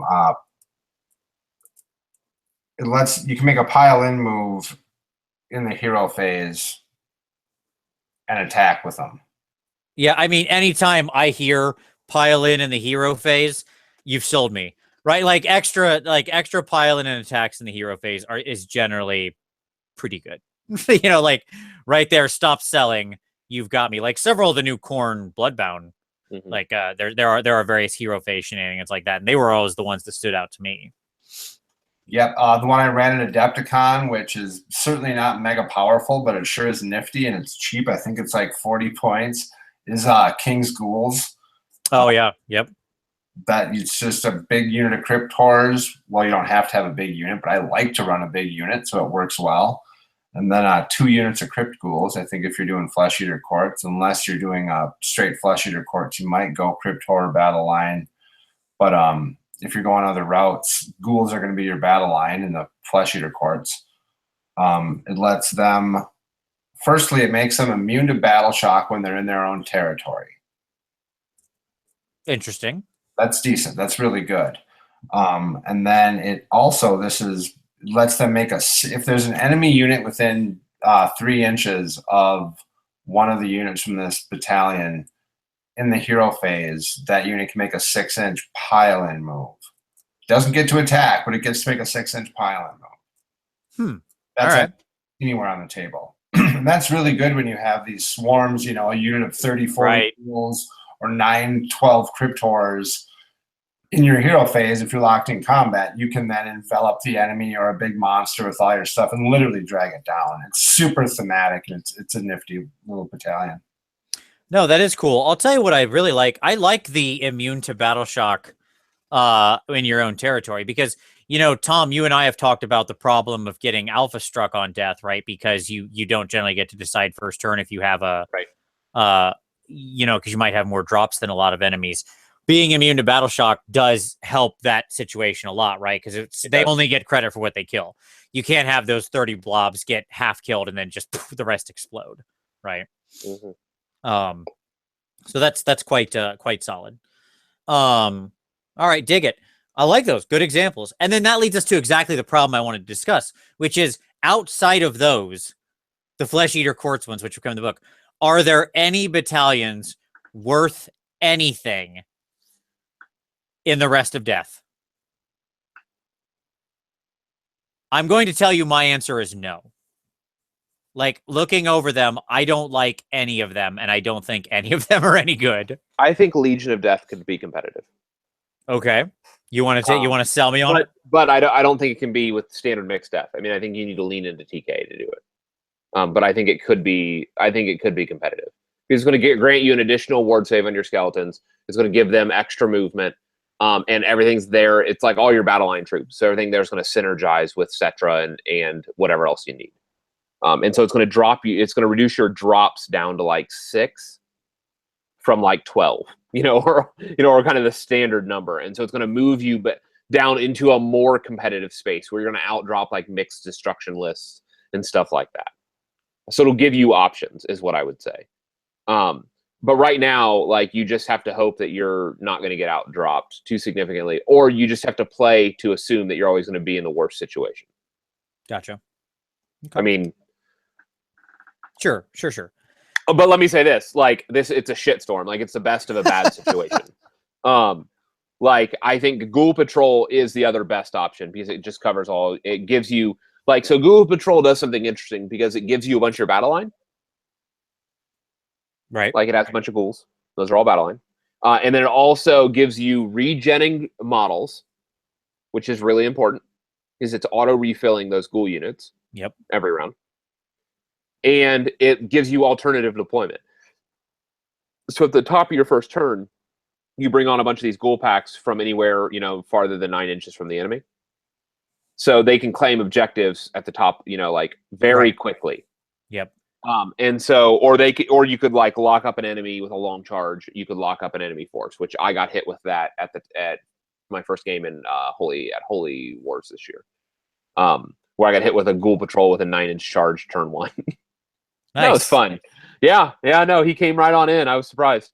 The Marauders had to do some work. So it's funny because that said, I think that Ghoul Patrol could have some mileage because it's doing the things that you need a battalion to do. It's reducing drops, it's giving you regenerating troops, and it's giving you alternative deployment. So it's doing a bunch of things that you need to do to have a competitive force. Sure.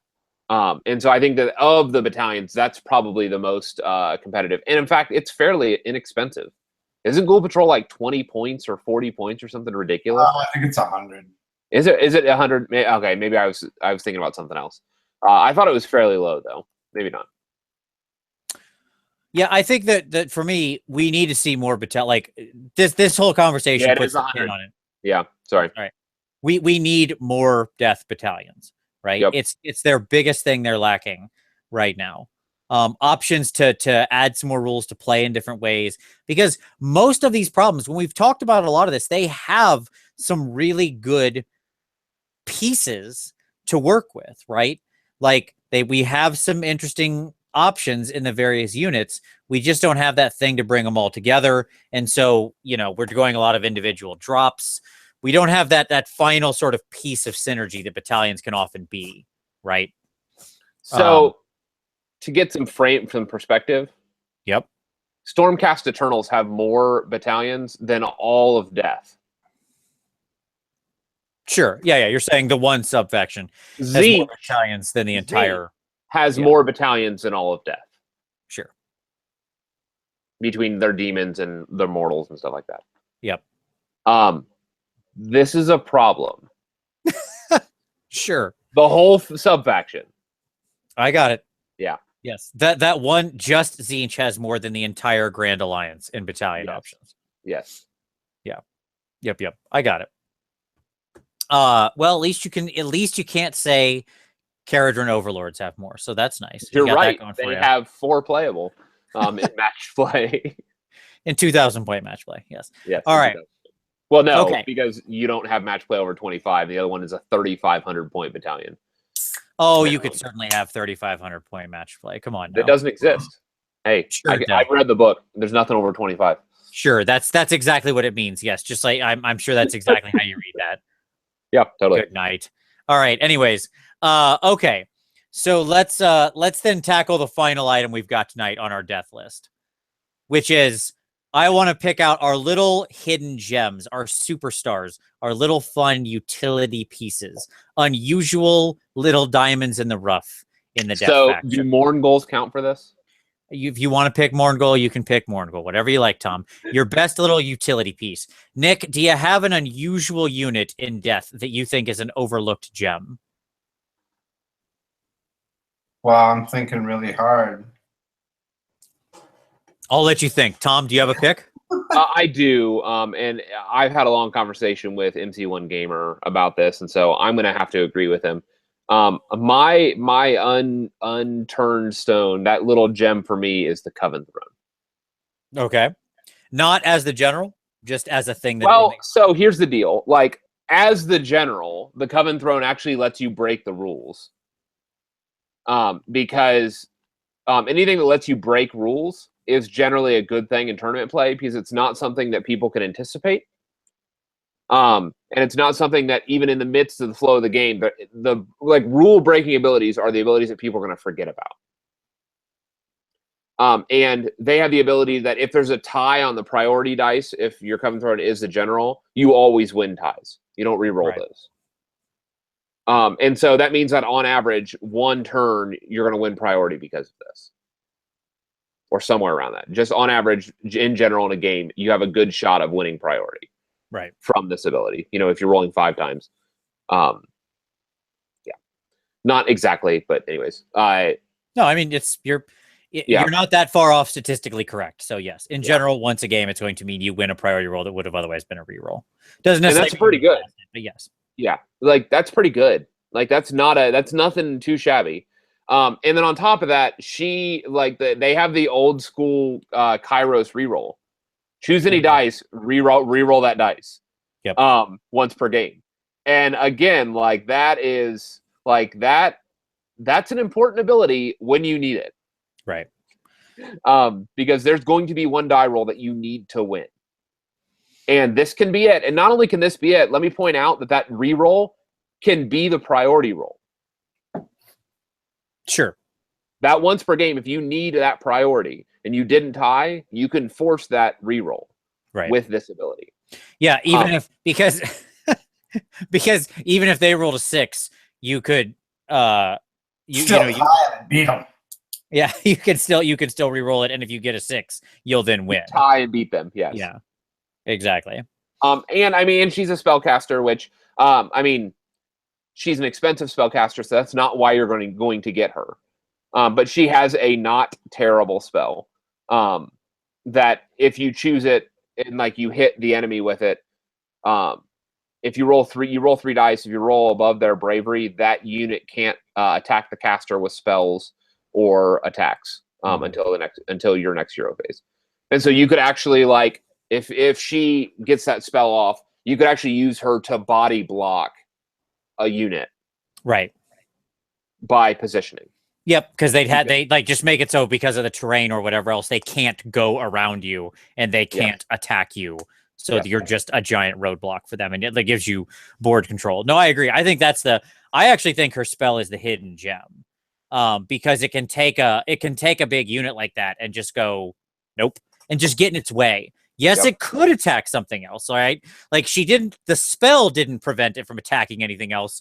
The reality on the table prevented it from attacking anything else, right? Yeah. And oftentimes there's that one offensive unit that would plow through her. And she can come through, like she can go into a unit, like hit them with that and then go in on a charge and lock them up in combat. And they can't activate from her and they can only retreat. Right. Yeah, exactly. That's legit. Yeah, I think that's the hidden gem of the Coven Throne that makes it worth it for me, especially because rolling 3 dice against their bravery, right? Yes, yeah, she's rolling 3 dice against their bravery. Yep, she has 3 dice against the bravery. And then on top of that, like she has fully powered up, like she has 12 spectral host attacks, which on a 6-up they're going to do mortal wounds. So she's going to at least toss out 2 mortal wounds in melee each combat, and like those spectral dice are going to eventually chip away. And so, yeah, I mean, it's like it's not bad. Like, I think that she's a nice, in my opinion, she is a nice model for what she can do. And this is, by the way, and she's a generic hero, so she can take the item, she can take the 5-up ward save, project it, bubble. And this is what Mitch ran, by the way, as his general at Adepticon that he did so well with. Well, I'll also say it's not that expensive in terms of the leadership of death, right? I mean, she's the Coven Throne's clocking in at 260, which isn't bad, all things considered, really. Yeah. So no, I'm down with that choice.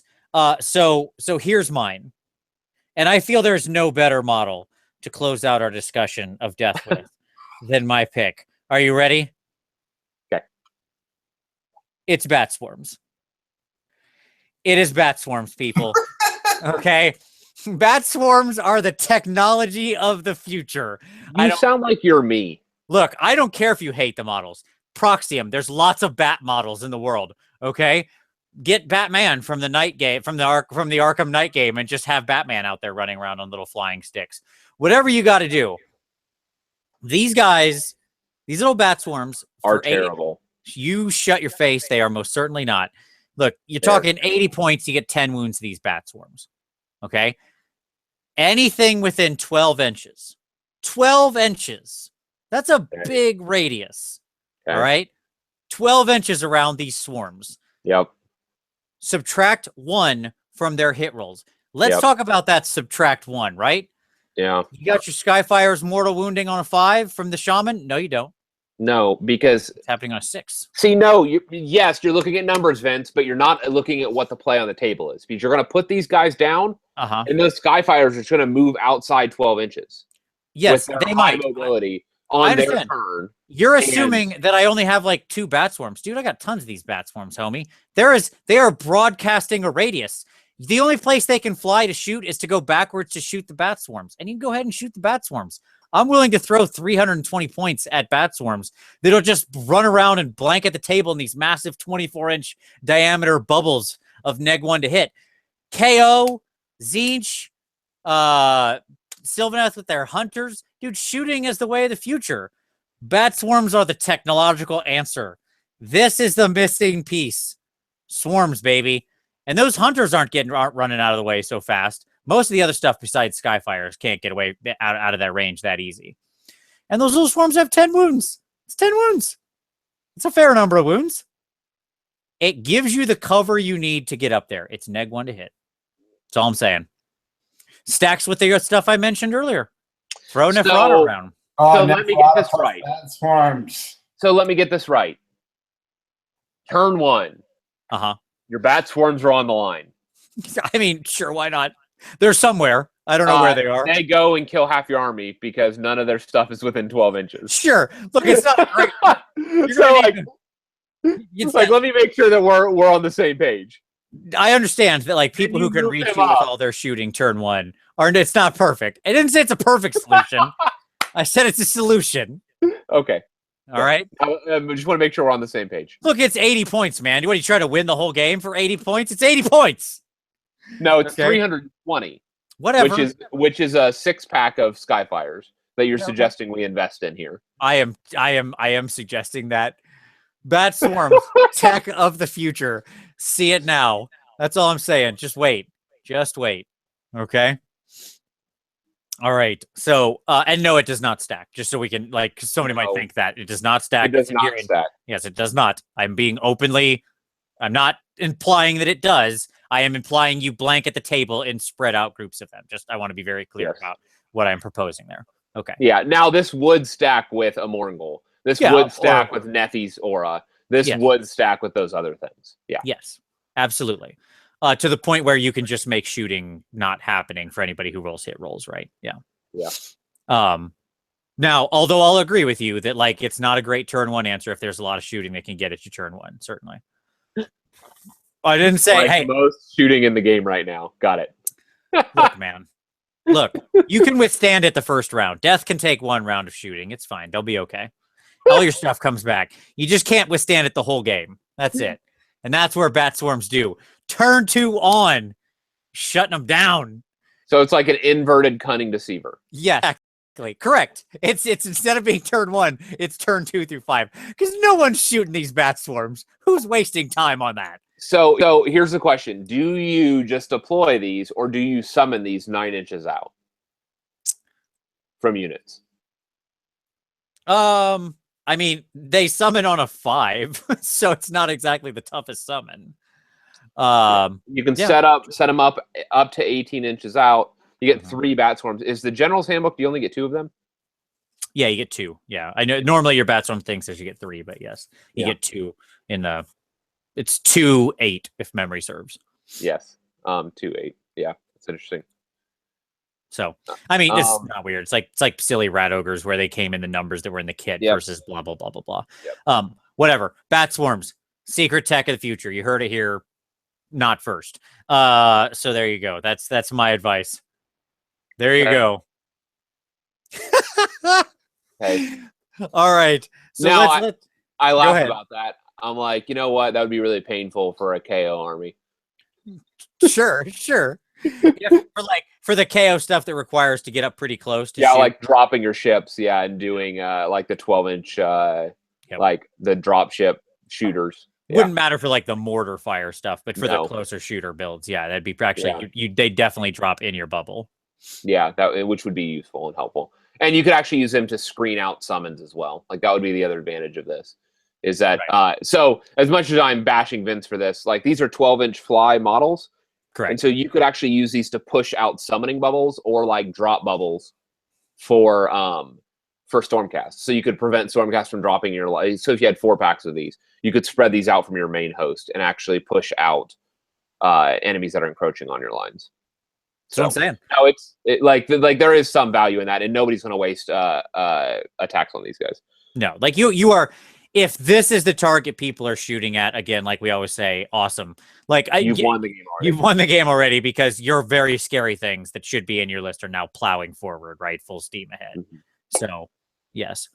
All right. Yeah, I'm embarrassed to agree with you, Vince. Yes, bat swarms. Woo! All right. Now that said, don't go buy the GW model for Warhammer. Sorry, GW, don't do it, folks. Just go find the old Lord of the Rings bat swarm, like Moria bats. Oh, those were good. I think there's really nice bat swarms. There might be a new bat swarms in the WizKids line as well, because I know they have a couple of those. I'm pretty sure Bones has a bat swarm. I'm at least suggesting that you stay with the GW product. All right, fair enough. With those, and those were actually nice big bats. They were. If you do want to stay with the GW, I agree. The Moria, like the Lord of the Rings Hobbit ones, were awesome. Yes, agreed. Yeah. All right, so Nick. Final thoughts on Death as we close up for the evening. Final thoughts on Death. I think we touched on a lot of things. I think one of the things we didn't touch on too, and this is probably glaringly obvious for most people too, is maybe a quick little hit list of what they're missing. Like, what's the missing thing? Like, what we talk about what they have, their strengths. What are they missing? The 2 main things that pop into my head when I think like, I wish I could find a unit that had this. When we talked about this when building lists, is dishing out mortal wounds. There's not a lot of that in Death. There's just not a lot. And there's also not a lot of rend. Yeah. I mean, rend is the one that really appeared, like is so glaringly obvious to me, right? Other than a couple of the big monsters with a couple bites, it is a low rend army across the board when taken in total, right? Yeah, I agree. The ones that jump out to me are, and we've talked about one, like battalions. Like there just aren't battalions. So I'd want to see battalions. And I think that some type of shooting is needed. Like we just don't have there's just not good shooting options. Well, here's what I'll say. For me, I would sum that up into power projection. Right, the ability to project power better. Sure. I can handle that through either shooting or more movie tricks like the V-Lot, right? Where I can sort of send people forward, bring them on from board edges, unbury that, walk, they crawl out of the earth in the middle of the board. There's 30 different ways you could do this, right? Yeah, and everything that does that are the Tomb Kings models. Right. Like they need their ability to project their power across the board. If giving them shooting is bad because that's just not what Death does, I'm okay with that. Yeah. Like I'm all right with them not having anything besides screams. Cool. Let them unearth closer to the enemy or something. Yeah, then just give them ways that like the necromancer showed up yesterday and buried a bunch of dumb zombies in the ground or whatever. You know, whatever. Pick your unit, right? Pick your poison, and they just unburrow, right? Like it just like that's a classic image. Every zombie movie ever, you know, up out of the earth. Like it just feels like that, and that could handle their whole mobility problem, right? So I like that. I would be totally fine. I totally agree with the more mortal wounds thing. By the way, I would like for the army of like necromantic creeping life stealing. You would think that would be an army that really leaned into mortal wounds, right? Sure. Because like in the spirits do that. Like everything that is like a spirit, they all have like some mortal. Yeah. Which let me just say, like maybe what this army needs is just pluses to hit. Like let me be honest. Because, you know, one thing that we're looking for is generation of mortal wounds. Your spirit host, your hex wraiths, your coven throne, your mortis engine, all those generate mortal wounds. All of your mortarks with spirits, all of them generate mortal wounds on hits of 6. They just need pluses to hit. Right. That they could actually trigger them on 5-ups, on 4-ups, which is what bloodletters are doing, which is what you know, other folks have been doing. What Skyfires do with their basic combination. What Skyfires do. Yeah. And so they just need a plus to hit. Like, wow, wouldn't that be novel? That's not Cetra. Because right now their only option for pluses to hit are Cetra. Sure. That's funny. It's funny that could like that little things can often have huge effects. No, I agree. That's a good point. All right. So there we go. That is death. I think the answer is yes, they can be competitive, but they need some stuff. I think are we all in agreement for that? Yep. They are competitive. They can be, but they're definitely still they're a faction in need of some love. So let's hope for that. Let's hope we see some love this year. That's what I think we can all together hope for that. All right. So there you go. Thank you. So with that, I will say thank you very much to Nick. Sir, appreciate you coming back on the show. Been an absolute pleasure, buddy. Yeah, thanks. It's been great. Anytime. And for all of you out there, we thank you for watching. And as always, we'll see you next Wednesday.